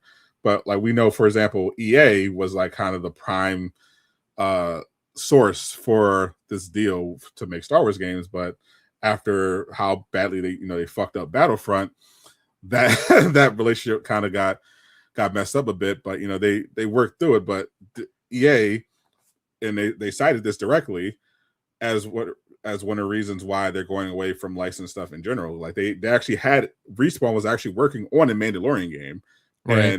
and EA shut it down. And it looks like Star Wars Jedi 3 is going to be the last or one of the last Star Wars games potentially EA makes, because they specifically cited that the licensing fees that Disney charges made them not want to make really any more licensed games and wanted to focus more on their IPs. So that's why we're kind of seeing less and less in that regard. And if they were just pull back a bit on the overreach and the pricing, we would definitely see more Star Wars, more Marvel, and stuff like that. They're currently working with Epic on a deal. We'll see how that turns out, how those games turn out. But they just make it too damn hard to make these fucking games. Yeah, I don't understand like what's the loss for them, but also we do have two new Star Wars games coming very soon. We have Yep. the Zero Company and the Galactic Racer, Yep. and those are not done by like massive studios either. So it makes me wonder, and they're very niche games. So it makes me wonder if maybe they are coming back a little bit on Yeah. that, because And I don't know if even the Zero Company like collector's edition, though, kind of like I'm annoyed because I actually kind of want it, but it's like, hold on, I have a picture of it. It's like $300, and I don't know where yeah. you're getting $300 of value out of it. Hold on, I have a picture of it on the screen here. Because I saw it and I was like, oh yeah, I kind of want that, but like you're getting the game, okay, which is what we'll say $70. You get a desktop map, character cards, who cares? Patches, okay, whatever. A foil stamped box, wow. A retro jewel case, wow. A steelbook, a pin, another pin. This is the big thing that they're like banking on for you: a variant Star Wars Black Series electronic thermal detonator. The Black Series thermal detonator, the regular one, retails for like $45. So they're selling like this is $300. Why? For Mm. mostly paper products. So Also, like, also to be clear, both of those games do have big money behind them. Just to be clear. oh, I'm sure, but like, so Zero Company is it's gonna be like Midnight Suns. It's gonna be like Yeah. XCOM. It's one of those type of Yeah, real time turn yeah. based But tactics. and it's backed by EA. It was one of their last. Is going to be one of their last projects, but besides Star Wars Jedi 3, But it's and such a like we saw with Midnight Suns, which by the way, phenomenal game. amazing game. One of like the best Marvel games we've had in a long time. But it like flopped because people can't. They don't like the turn based strategy stuff, or they won't give it that chance. I thought that was one of the most accessible ones, but Yeah, like it you didn't know, it didn't hit, and that's also a concern with this one. Like and I'm worried well, about it's very worried about that for Zero Company because it looks like it's gonna be a cool game. I'm not like the biggest turn based, but like I'm after Midnight Suns, I'm more excited for it, yeah, Um, and to be clear, we don't know what they paid for Zero Company yet, but yeah, right. and then Galactic Racer is Tencent. So Yeah. I mean, but Galactic Racer, I actually played Galactic Racer this year at Summer Game Fest, yeah, and I was very surprised that there's like an open world aspect to it. It's not just like a kart racer, basically. I was very bad at it, not surprising. of course, I don't drive well in anything, so but except real life, very good driver in real life. But allegedly, very listen, I'm a good driver. But it's gorgeous. I yeah. really actually kind of enjoyed it. I did okay. I'm very interested to see what actually I'm gonna play it. I'm excited, but like I'm excited. I'm excited for Fate to a Republic now. yeah. We're not going to see it until like 2040, but I'm very excited for it. But here's the thing, like other than two Lego games, do you realize there was no video game release involving the new trilogy? Yeah, Like, it's weird. Like, sure, we saw Ray and Finn and some of them in Battlefront, but I don't know if that's really the same. it's not. No, Like it's and just it's wild to me. there's a reason for that. Disney Star Wars has fundamentally failed. Like it didn't work. It didn't hit. They failed to outside of the couple seasons of The Mandalorian. You know, they had some success here and there, but overall the trilogy the new sequel series hasn't really resonated like the show. Their biggest successes really have been, besides Rogue One, some of the shows, and really only two shows, three if you count the first season of Visions. I haven't finished Visions, but I'm definitely excited. I'm more so. I think they've done a lot better in general for the animated and the animated stuff. But yeah, overall, it just didn't land, and most Star Wars Yeah, fans still have love for the older stuff. they did just have that Star Wars Monopoly game. Did you get that from Ubisoft? I was offered it. I didn't play it. I got it. I did one stream on it. It was fun. It's different. I but yeah. Yeah, I was like, oh, I was like Star Wars, Monopoly. Like I was literally the meme of the kid who opens the fridge. It's like,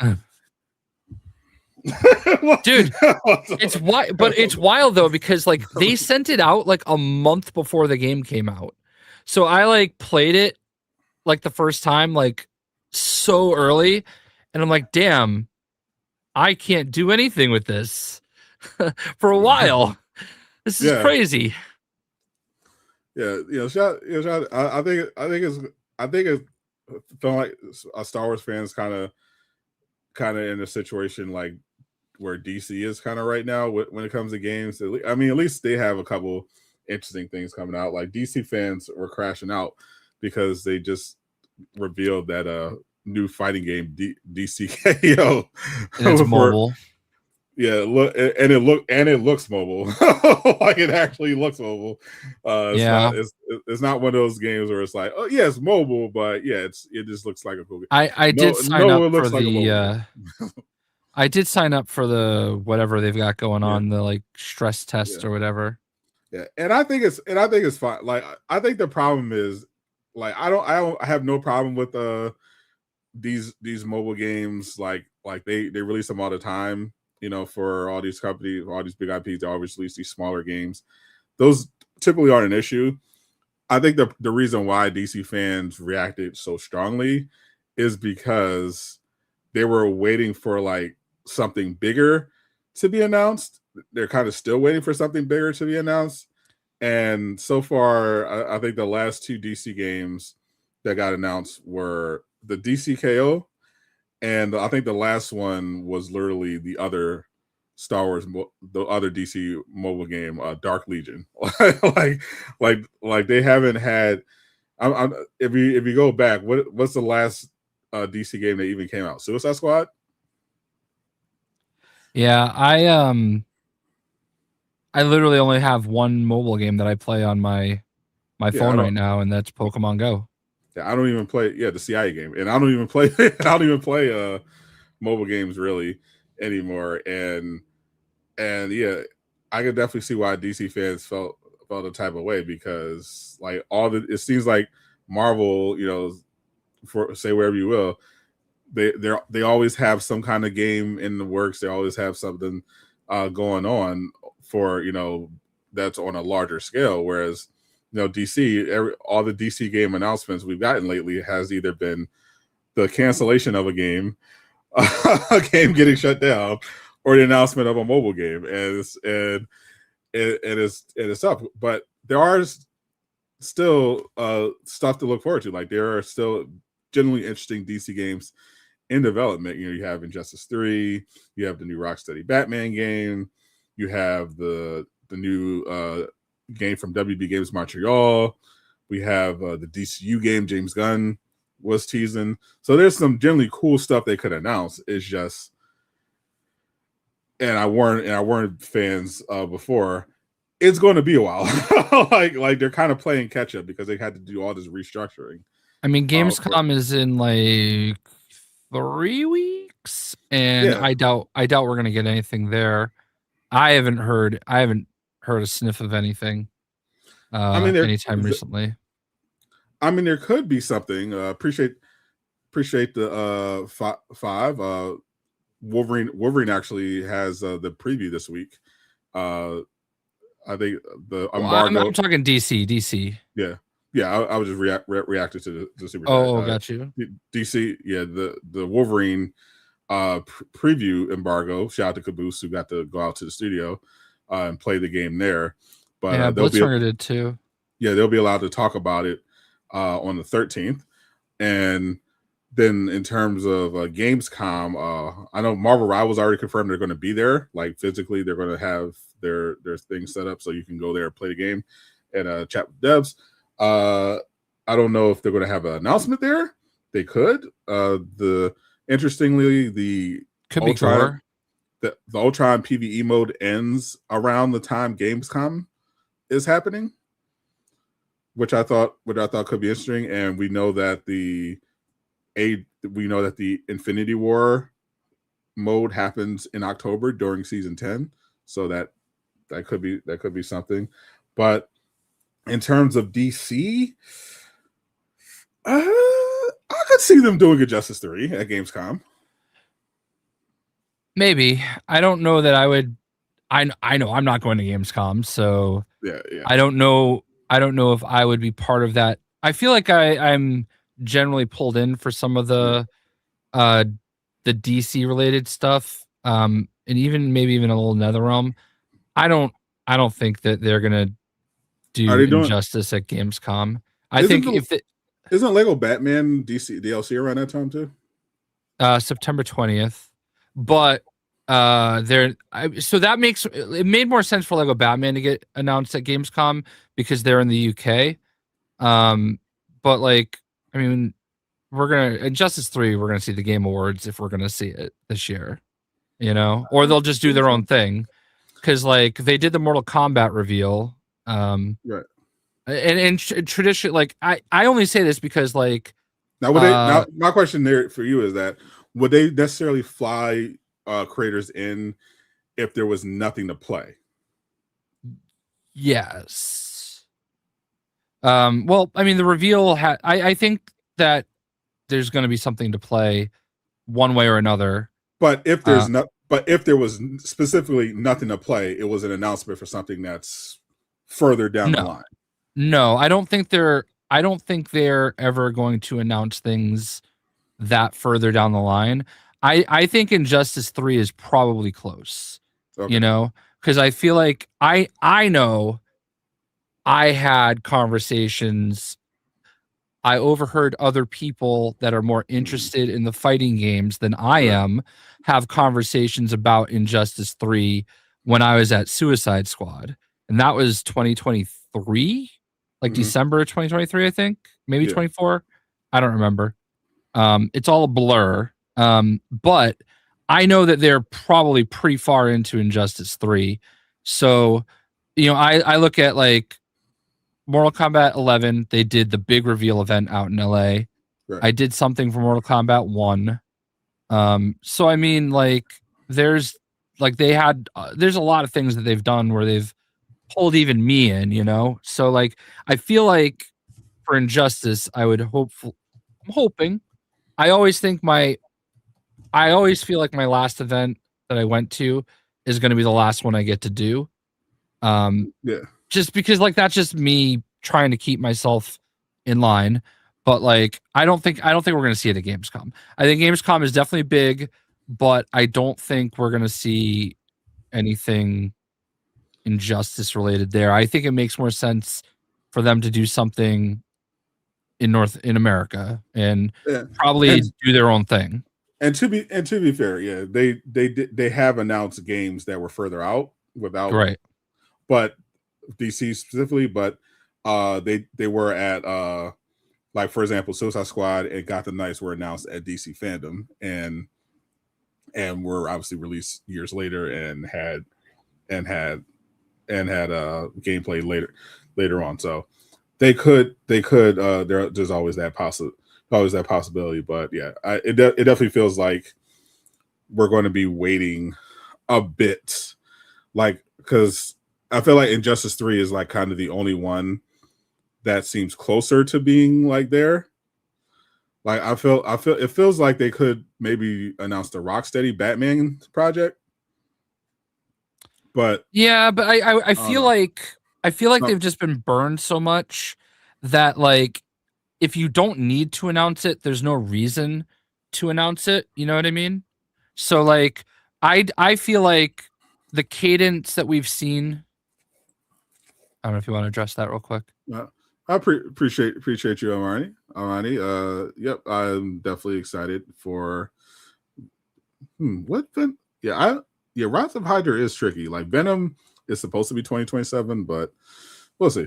But yeah, but the cadence we've seen from NetherRealm has been we announce it and we're already getting close to shipping it, you know? Yeah. They did it with Mortal Kombat 11. They did their big reveal event. I was there in LA.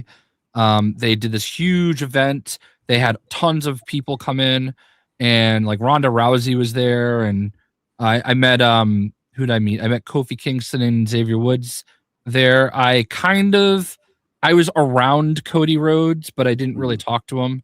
There were just lots of people that were there. That's where I met like who was it? The raging guy, the big fat raging guy that has been canceled a million times lately. I can't think of his name, but you would know if you saw him. Anyway, but like they did their reveal and then boom, we're already playing the game at the event. And then for Mortal Kombat 1, they announced it at Summer Game Fest and boom, there was a playable version right then and there. You know what I mean? So I feel like that's kind of like NetherRealm style is like they're just going to, but I think Injustice 3 is like the world's worst kept secret. Like maybe you're just not invited, Jay. and no, that's very possible. No. And that's fine. Like there are definitely other people, but I feel like I would know something's happening. Right. Yeah. I have this really good friend of mine that we've talked about before, who I've known for 25 years now, that I knew before Yeah. video games, like, and I feel like he would have like prepped me, like, oh, Okay. something big's happening soon, at the very minimum. But Yeah. like, I haven't Makes heard sense. from him in Yeah. weeks. So Justice 3 probably a long shot, but interesting. There's no DC fandom scheduled yet this year, so maybe. When was the last time I feel like they only did that like once though, didn't they? Yeah. When was the last DC fandom? Because they sent me like this big package. I have like a hat somewhere for it. Like, it was a cool package. Yeah, Jay loves himself some packages. Yeah, send me all your packages. Uh, Am I allowed to make that joke, or am I gonna get an angry email about it? You'll be fine. I don't know if you saw the tweet that I sent out last week about the weirdos that were emailing me, Yeah, acting like they had any control whatsoever. we were memeing about it while playing Rivals. That's right. Yeah. Yeah, the last DC fandom was 2021. The only DC fandom, right? Yeah. Yeah, the first was held in August 2020. Okay, so there were two. You're right. Yeah. Yeah. So like, I don't know. They canceled. I think that was kind of like a COVID thing, Yeah, the other events got canceled. Yeah.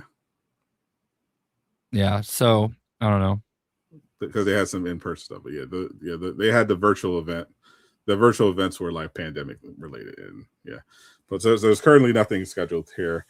But it feels like if they were going to, it feels like the wild cards are going to be, because James Gunn said that he was going to announce it in a couple of years to the DCU game. So I would expect, I would definitely expect some DC announcements based on what WB's execs were saying in 2027.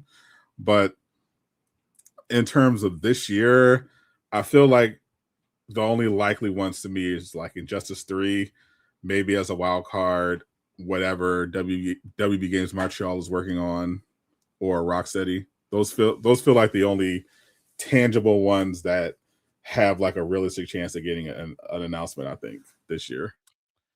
Yeah, well, I mean, as far as Marvel, we've definitely got the Wolverine coming up. I'm very excited about that because let me just tell you real quick, I hate this game. Yeah, Jay not I actually let me just take that back.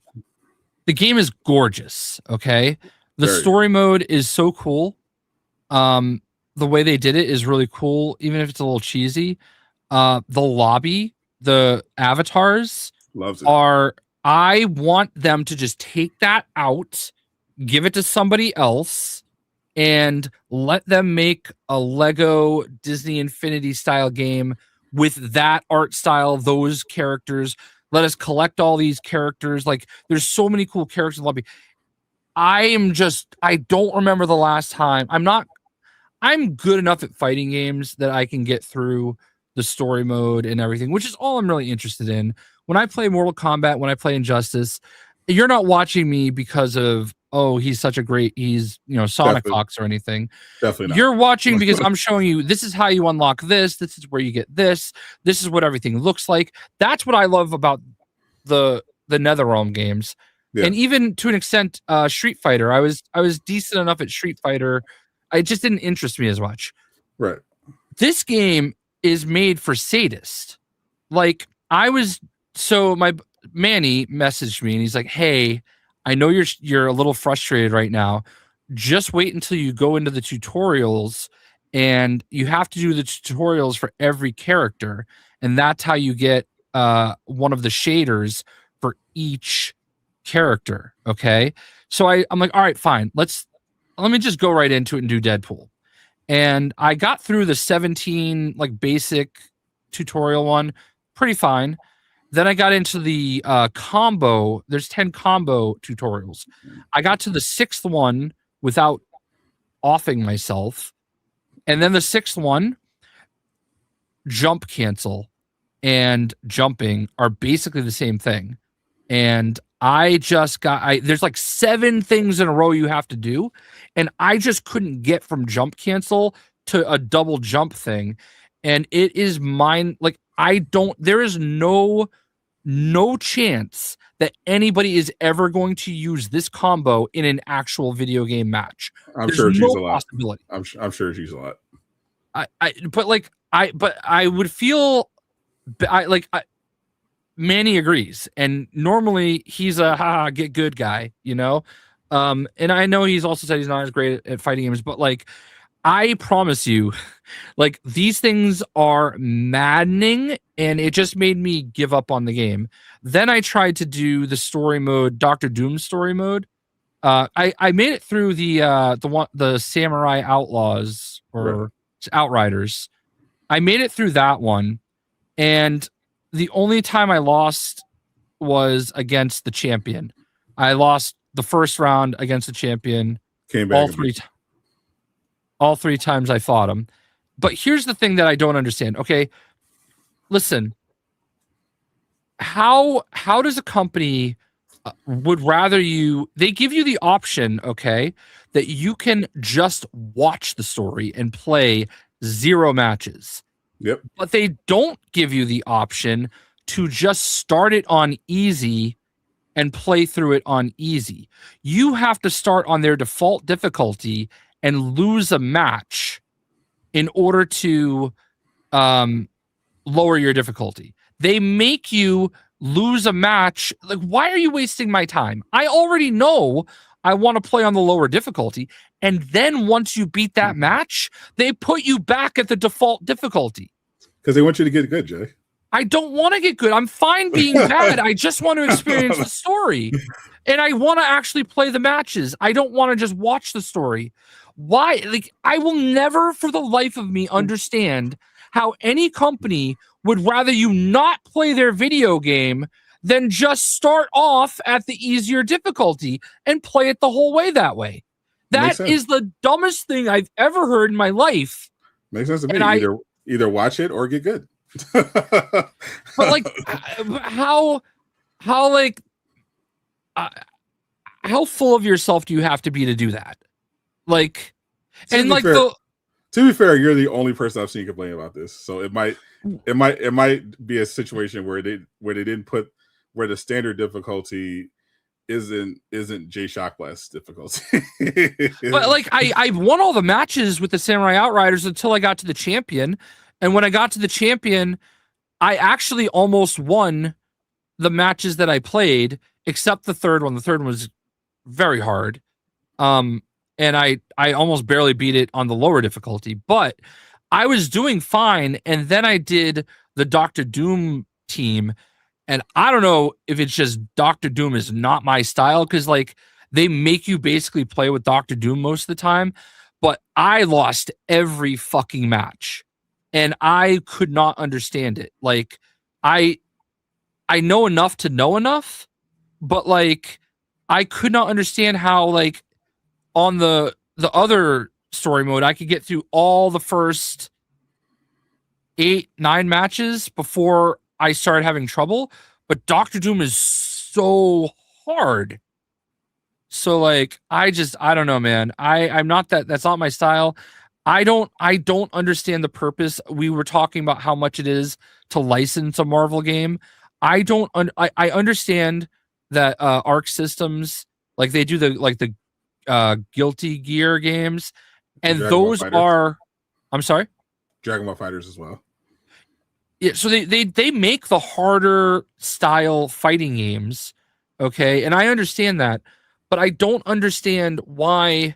Especially if you play their arcade style with the actual avatars, I don't understand why they would make it so complicated and like I've seen people that are good at fighting games try to do the tutorials and it's like rocking them, you know? Like it's wild to me to like hide all that stuff. And you don't even know how many like actual skins there are, how to get them, or any of that stuff. Tokon's been out for a few days now. Literally in my hand right now. Is it co-op? Is it co-op? Dude, Eastwood, what? Where have you been? It's a fighting game. PC players, to be fair, are the other people who hate it, but for different reasons. It's not because they're not getting good. is because piece in addition to the whole Sony region lock thing where they've literally locked out over 100 countries from buying the game legitimately on PC. There's apparently the performance on PC is pretty bad to the point where Maximilian, cool dude, huge fighting game guy, he just did his last. He actually just uninstalled Tokon on stream for the PC. He did one final. He's been having trouble with the PC version, and he said he just don't want to do one final stream to try it. And by the end, he uninstalled it and started up a new playthrough on PlayStation because the PC performance was just so bad.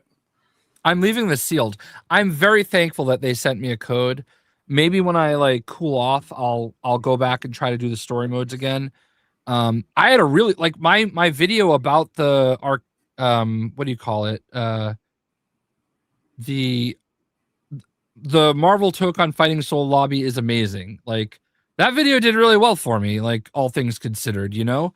And I was so excited to do. I just wanted to unlock all the cost, like the shaders, and do videos showing those off. But I know I'm never going to be able to unlock all of those shaders. There's just no way I can do it.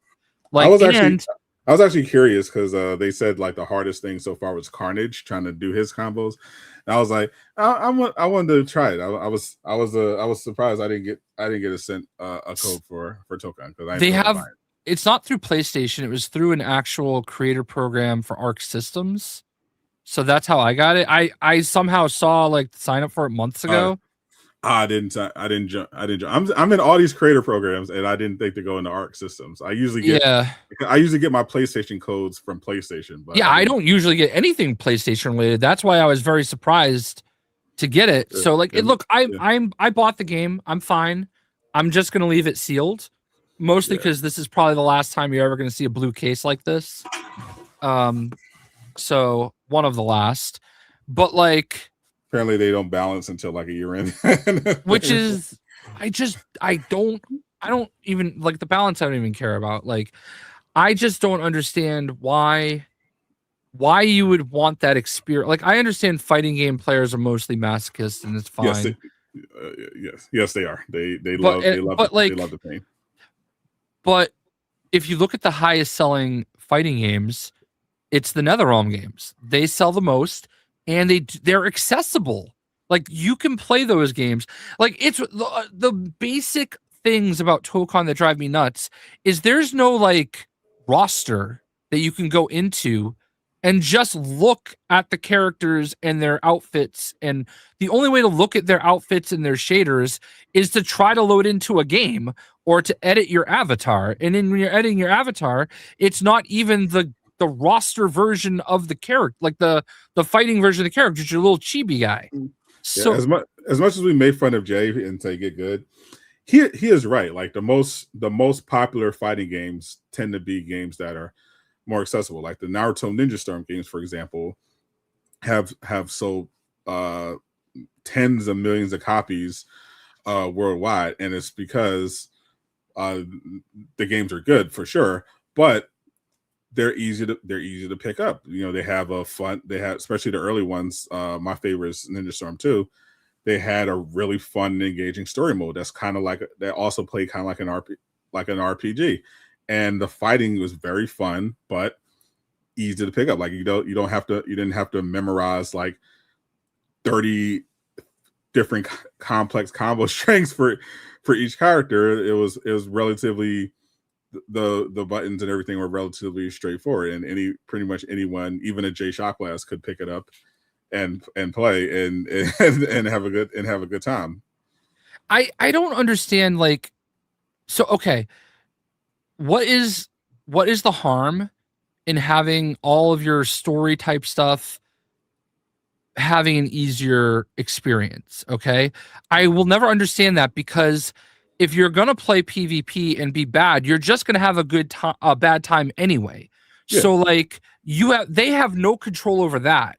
But don't you want to try to ease people into your game system, your ecosystem? Don't you want people to care about your characters? And if you do have some kind of a story mode, and like I said, the Tokon story mode is like you're playing a comic book. Okay.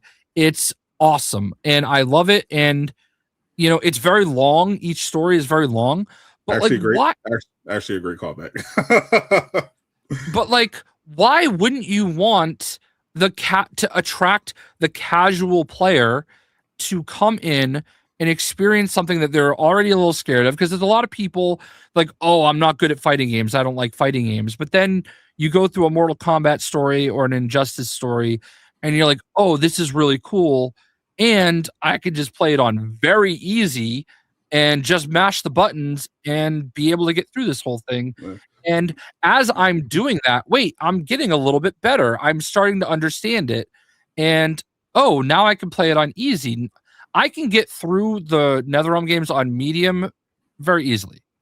And I've won some on whatever the next one up from medium is. Yeah. Like but I never could have done that before. And I would have never done that before if I didn't know that I had like Injustice was the game that like made me say, all right, I'm gonna give it a shot. All right.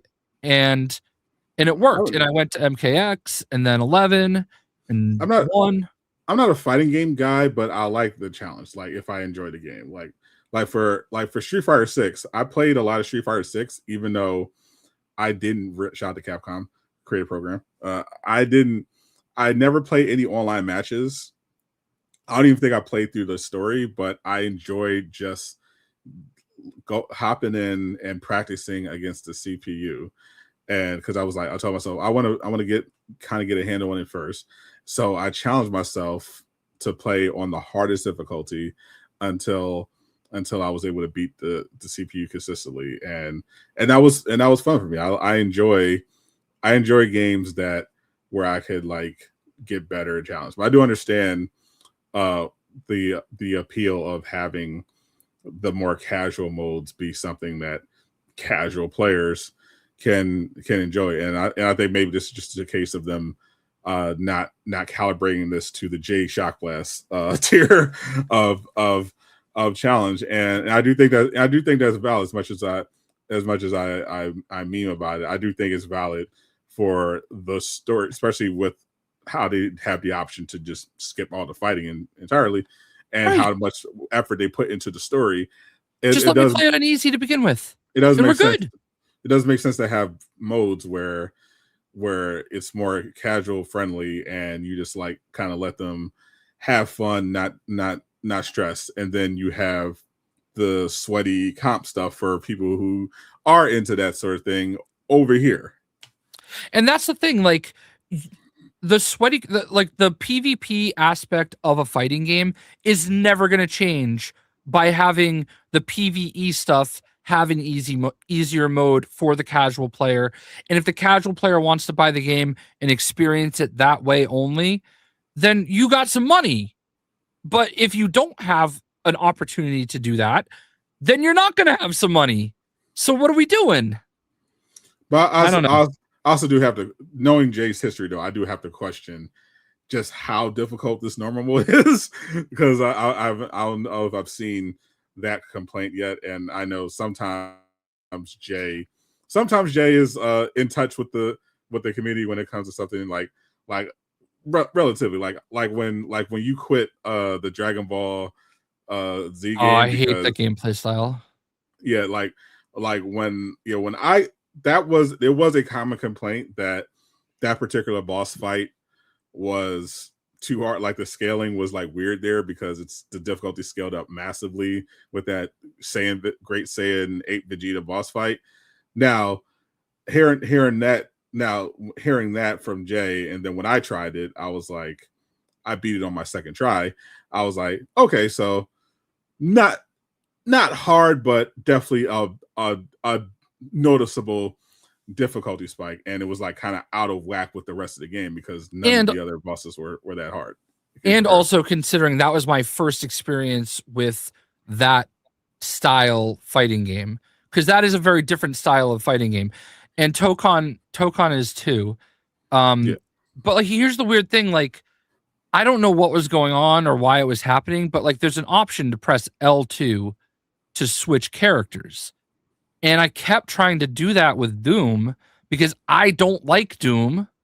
I know that he's not my gameplay style, and it never let me switch. It's almost like in the story mode, it's there, but they're like trying to make you play the story with the character that's meant to do the story.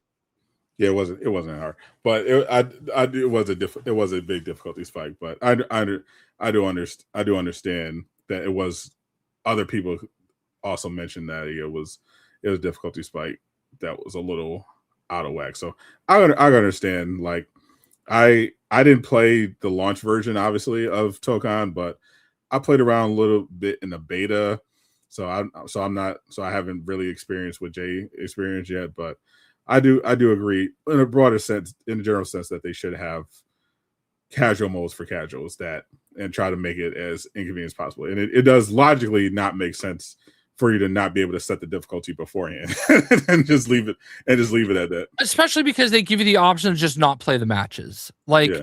I feel like if you're gonna let me do a lower difficulty level and you're gonna let me not play play the matches at all, just let me pick which difficulty I want. True. And yeah, and No, it's I did like not.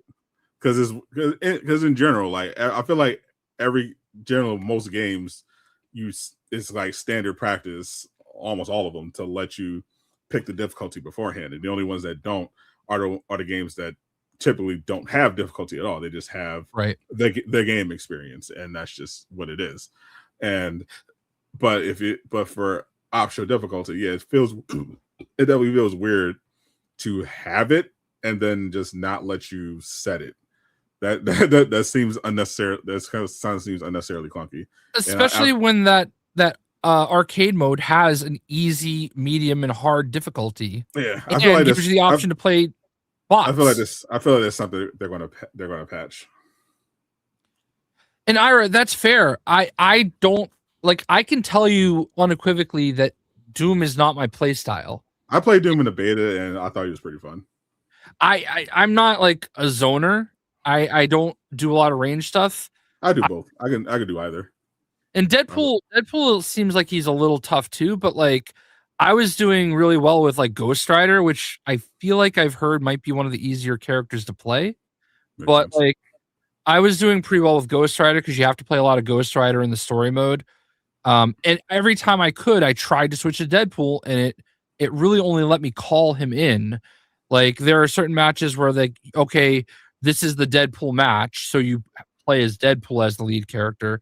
I don't know, like it's weird, and I don't know. I got frustrated, and it's so time consuming as it is, and I like to have to edit a 2-hour video file is annoying.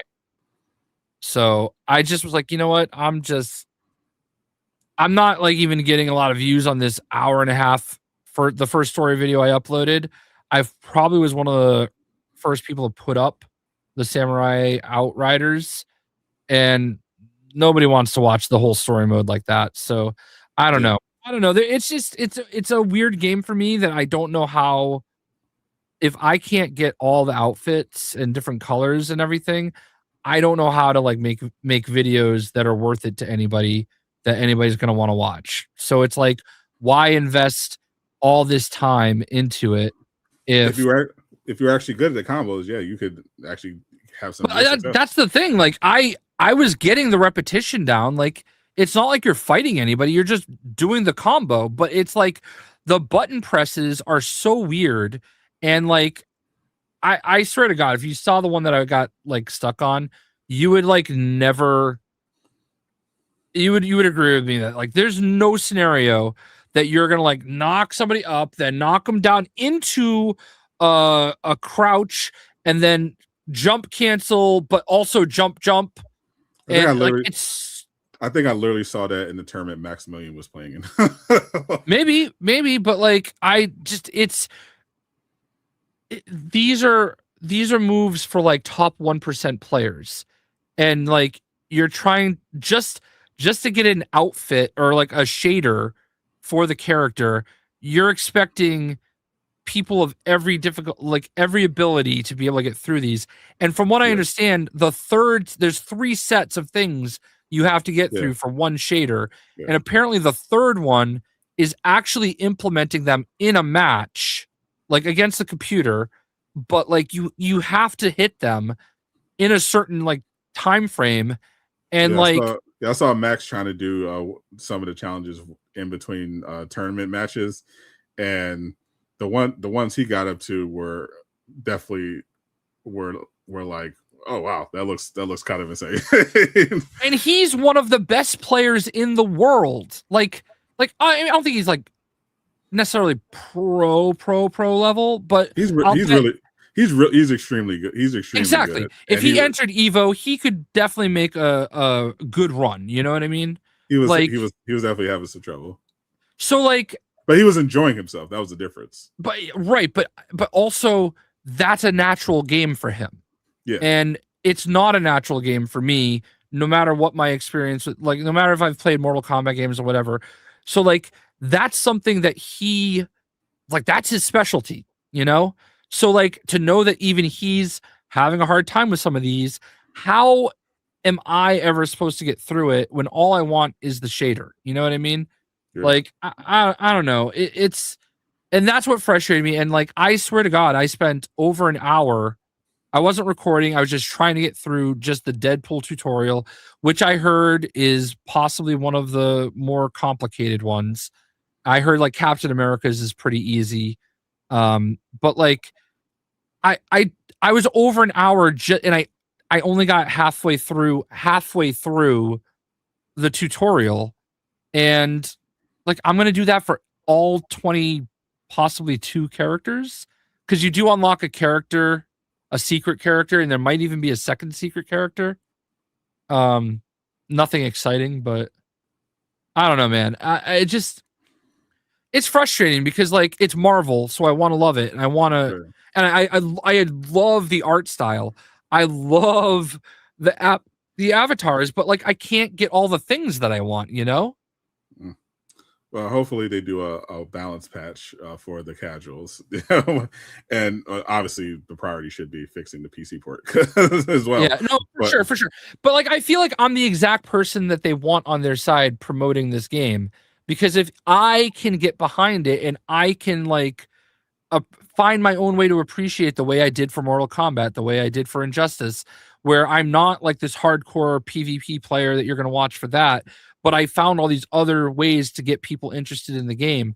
Like I'm going to attract the people that you're not getting and you're not going to get, mm, you yeah, know? So I don't know. I think they're gonna I think they're definitely going to. Well, we'll see what the sales are, but I think they're definitely going to want to. Uh, at the very least, they're definitely going to do something about the port problems, and I can imagine them implementing some changes to make things easier for some of the casuals. We'll see how long it takes.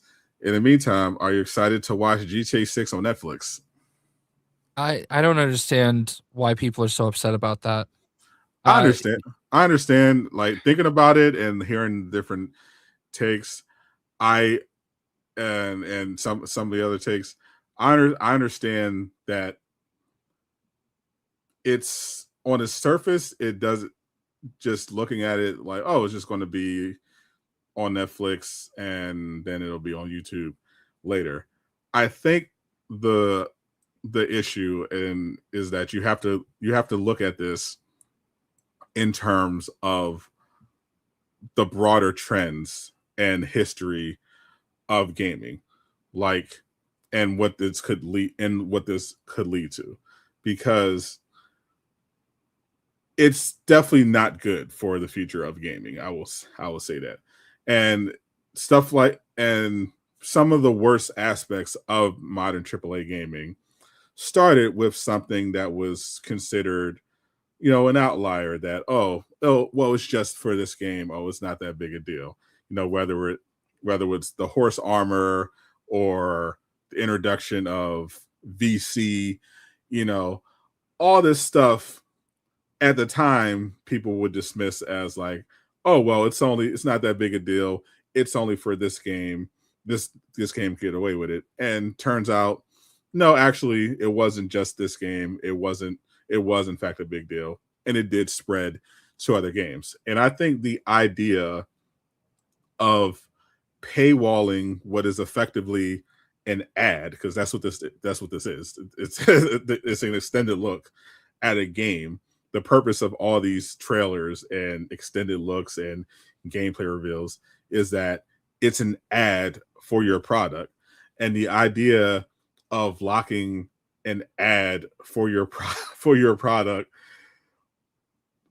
by the way, a product that has been available for pre-order without showing any gameplay, and the fact that your first gameplay reveal advertisement for your product is paywalled behind a fucking subscription service that will get nuked off the internet if anyone reposts it, is kind of wild and dystopian on and it just made me think of like a future where we get announcement of like, check out the latest check out the announcement trailer for the new Lego Marvel game exclusively on Disney Plus. And it's like, what is this bullshit, bro? Like, come on. And kind of like putting a movie trailer behind a paywall of a Comic-Con experience until a later date and not letting anybody see it unless you're actually there. I don't know. I feel like I guess I feel like everybody has Netflix, so or has access to it.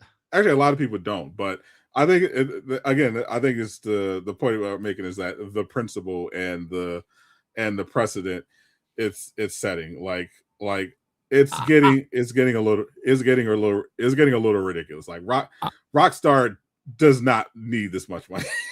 Like, this maybe they don't, but I also kind of feel like it's just a lot of content creators bitching that they can't co-stream it, you know?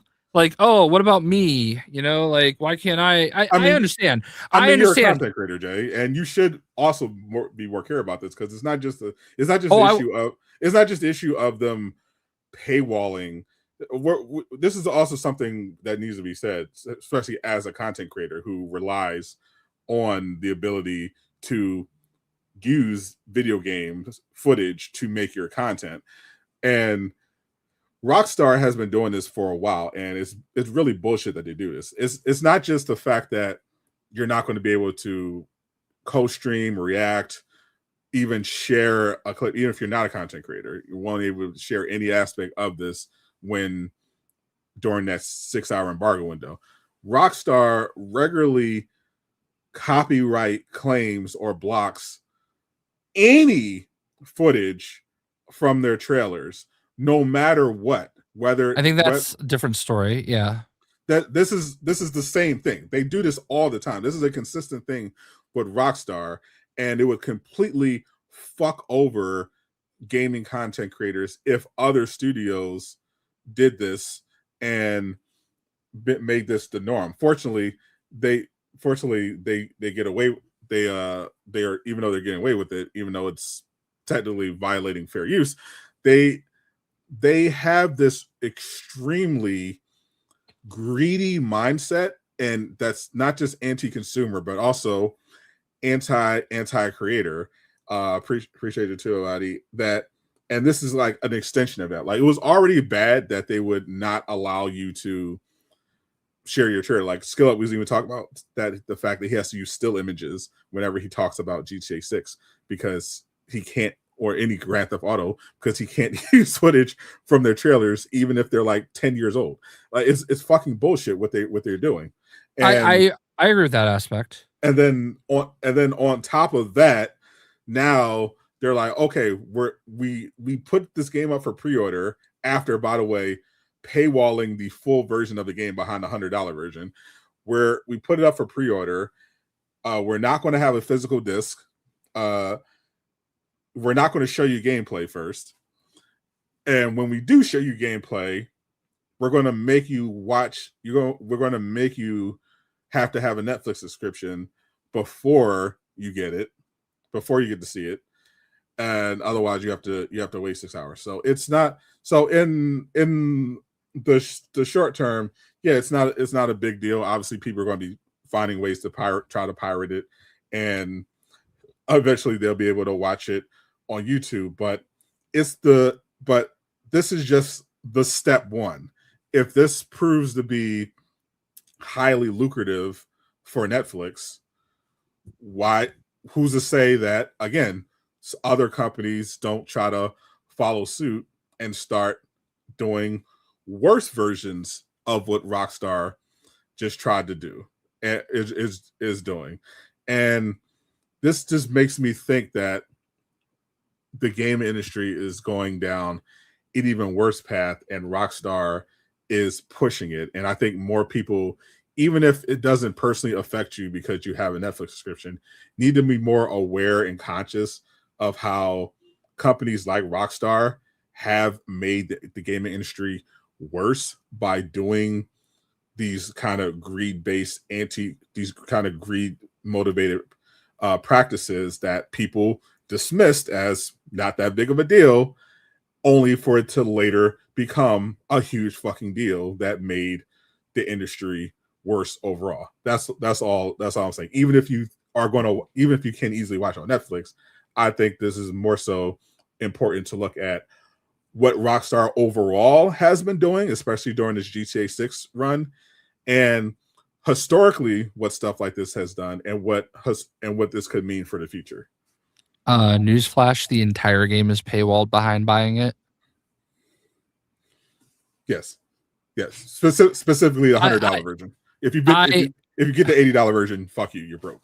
You don't get the full exactly. You don't get the full game. That's how. I think they should have just released the whole game for $100. That's another story. I agree with you on not being able to use trailers, literally promotional material. So I wasn't aware that was an issue with Rockstar trailers in general. Yeah, to do it even for GTA. Like I was literally going to make a GTA 6 video using footage from the GTA 5 trailer, which came out like 15 years ago, copyright claimed.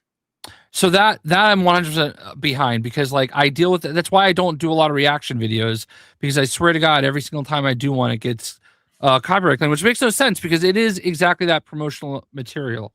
The reason I don't think this is that as big a deal is because yes, do they have to do this? No. Okay. But if Netflix comes to you and says, we want to do this, this is our idea.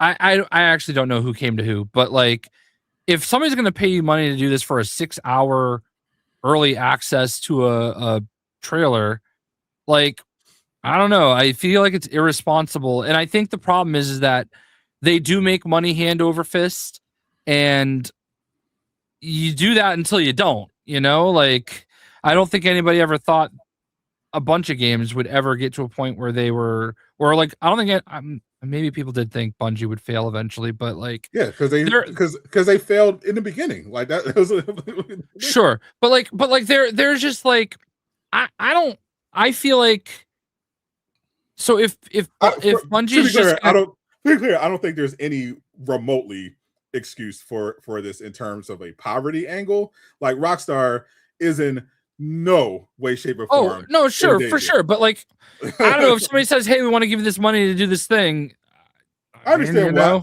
I understand why they took the money.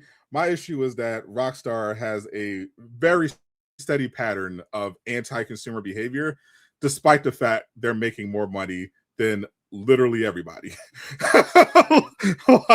like they at no point has the amount of money they've gotten made them say, you know what, we're gonna throw a bone to the consumer. Every time they're like, no, actually, how can we say fuck you more? and that's the issue. It doesn't bother me the way it bothers other people. I think it's weird. I wouldn't do it, but like, I feel like I'm not protesting. Like on the street mad. Appreciate the $5 money. I'm not in the street mad protesting about it. Obviously, I have not pre-ordered GTA 6. No, I I'm think not gonna do that I until think like the I think day of. I think if you pre-order GTA 6 right now, you're a fool. But Yeah. that aside, I'm not furious that they're doing it, because quite frankly, I'm not surprised that they're doing this. I think I'm more so thinking that it's definitely past time to like start kind of holding Rockstar accountable for their blatantly anti-consumer practices that they've consistently been doing and continue to do. And the fact, because right now, yeah, they are getting away with it because they built up a lot of goodwill, but it's kind of it's getting a little weird. Yeah, the only way that you can play GTA 6 is on Netflix Eastwood. That's exactly what we're talking about. To be fair, he's like 60 years old. Like, yeah. like, oh my god, some of the things. I don't know. It's to me, it's. I understand. If I were them, I wouldn't do any trailers whatsoever. You don't have to. Like we all know what their game is. Like they've yeah, waited multiple years to it's GTA 5 in Florida. Yeah, right. Like like their game is always pretty safe. Like they're always like incredibly well made and release stable. They seem to have held back releasing it extra years to make sure they're putting out the best thing they can. I'm not worried about it. I do like. I think big picture, Netflix obviously is the biggest streaming platform, in the world, like, premium. So like, I are there really people that don't know about GTA 6? I don't know, but maybe like during that 6 hour window, every single person that logs onto their Netflix account is going to be hit with this GTA 6 thing right in front of their face. yeah. It's interesting. They It's did an it interesting. they clearly did it for the money. Like we obviously know. Don't I would do it for the money too. I mean, For sure.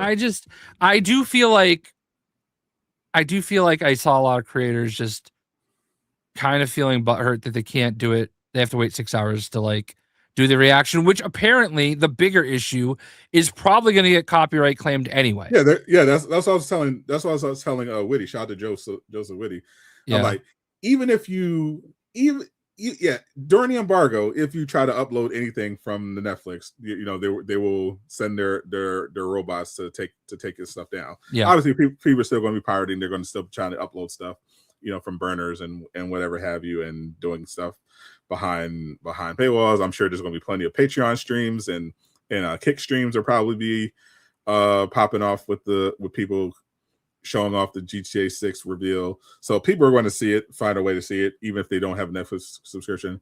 But yeah, even when the embargo lifts and it goes up to YouTube, even if you're a content creator, they're still gonna claim your video. Like they're not gonna whitelist it. They're still gonna claim your video. They're still gonna claim your video. They did that because they did that for the GTA, all of the GTA 6 trailers they've done so far. I didn't realize that was a thing. So like that I definitely have a huge issue with, because again, you are right. It is supposed to be promotional material that you're hoping that people show. Yeah. So why wouldn't you like want creators to be a part of that process? I know that I'm sure that they think they don't need anybody. Like they've already got the biggest pre-sales of all time. So whatever, but I don't know, man. I think as like a global policy, trailers are meant to be promotional material. I did the most egregious one, and I forgot how bad WB can be about this stuff, but like my Lantern's reaction, like it literally, I got hit with an ineligible to earn notice that I've never seen before. And it wasn't just that they were like claiming it, it was that they were like, you just can't make money on this video, period. Yeah, for sure. Which is stupid, because like, that means DC, like YouTube's not going to serve it to people, but like Lanterns, asset trailer, video ineligible to earn, product tags not allowed. So I couldn't even tag like Green Lantern action figures or Funko Pops in the video that maybe people would buy. It's wild to me. It's very stupid. This is obviously done by shitty lawyers, out of touch execs. Like this is this is definitely from what I've heard in particular WB, it's largely driven by their really shady legal department. But yeah, this is generally a bad policy that I just cannot get behind, and I think it's bullshit. Like even Marvel even does this shit. Like I remember Caboose was complaining. I think they were doing this stuff I think this happened for Doomsday as well when people were Yeah, reacting to that. I think I was the only person in all of YouTube whose video was blocked for over 36 hours. Yeah, I think you are actually. like this can't. This is actually crazy. Like they get away with this. I'm glad that most game companies don't do this. Like I'm sure like Insomniac. Fortunately, yeah, I'm sure when we get the Spider-Man 3 trailer, hopefully Miles is not showing his hair in his new suit. They're not gonna copyright claim your video for 36 hours. Travis, you can talk shit about people all you want. Do not criticize the people that are literally sending us money. They can send us money and say whatever the fuck they want. However, Armani, we've said this to you before, send it to Sadot during his streams. Like the money here does not apply very well. All right. So you don't have to send it during this stream. Send it to him and with your questions during his stream so he can get the money. Yeah, this is Travis. This is going into the void. Yeah. Because this you have to make a certain amount so this is just all just sticking on YouTube. Yeah. So you're wasting your money here. Travis, shut the fuck up. Stop criticizing people for giving us money. Yes. Unless you're gonna like match them. Yeah, which Travis has been told more than once. That's just an incredibly like I don't know if you understood what you were doing, but like if somebody wants if we're streaming and somebody wants to send us $5, they can say whatever they want regardless of the topic. Okay? Like I need to address that. I really do, because that's not very helpful to us. Yeah, actually, that's actually accurate, Gio. I'm expecting Rockstar to give us all a big like. I love. I'm GTA 3. Is in my top 3 all time favorite games. I love the GTA. I love the Grand Theft Auto games. I think I'm definitely planning on playing GTA 6, but this is GTA 6 is definitely getting to the point where even though I know it's not, I know it's going to make, absurd amounts of money. I'm at a point where I wouldn't be mad if GTA 6 ended up being a disappointment and relatively underperforming. Relatively to, say GTA 5. Like kind of how The Last of Us Part 2 sold really well,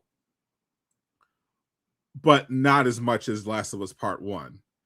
And there was like a drop off after that initial launch rush. Just because I feel like Rockstar needs to learn humility.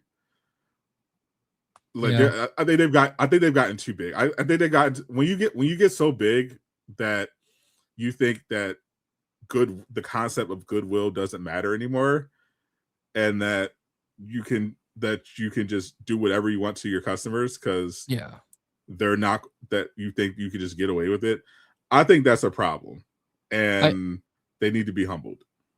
Yeah, I don't disagree with that.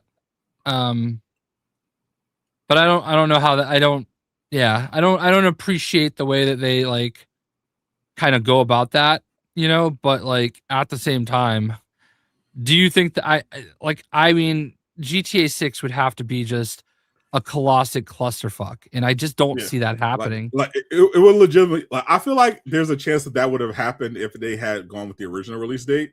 Yeah. But I feel like at this point, it would literally have to be like Cyberpunk launch levels of bad. Yeah. In order for this to happen, and I just don't imagine. I can't, because like they did all the right things, they like Like, oh, it's not polished enough. We're gonna hold off. Oh, it's not polished. Yeah. I just can't imagine spending this much time To be like on it. fair, Cyberpunk did that too. Yeah, I guess that's true. But Rockstar just has that. Like, I don't know. Yeah, yeah, I don't it's see it Rockstar. happening. It's Rockstar though. Yeah, with how It would be much very money, shocking. yeah, with how much money they've definitely spent on this game, it would truly be shocking if it launched that bad. Like Yeah. it would legitimately be a shock. Like now, I wouldn't be surprised if like story wise or whatever, it doesn't, humor and everything, it doesn't live Oh up. my god. Okay. All right. Just make sure you match that when Sadot's streaming. Damn right. In his stream, and maybe Right. some of it to me. Little something to the big guy over there. But yeah, I definitely think that the game is most likely going to be it's going to be solid at the very least, and that would be enough for it to sell like 30 million copies in the 40 million copies in the first month. But if it only sold say 10 million copies the first month, again, not going to happen. But if it only sold 10 million copies at launch, that first month, or 15 million, obviously that's absurd. That's obscene amounts of money, but not GTA 6, hype levels amounts of money that you would expect. Yeah. And I feel like that may be enough to like scare them a little bit into maybe being a little more pro consumer. But again, I have no faith in ball and gun gamers. I think they have no self control.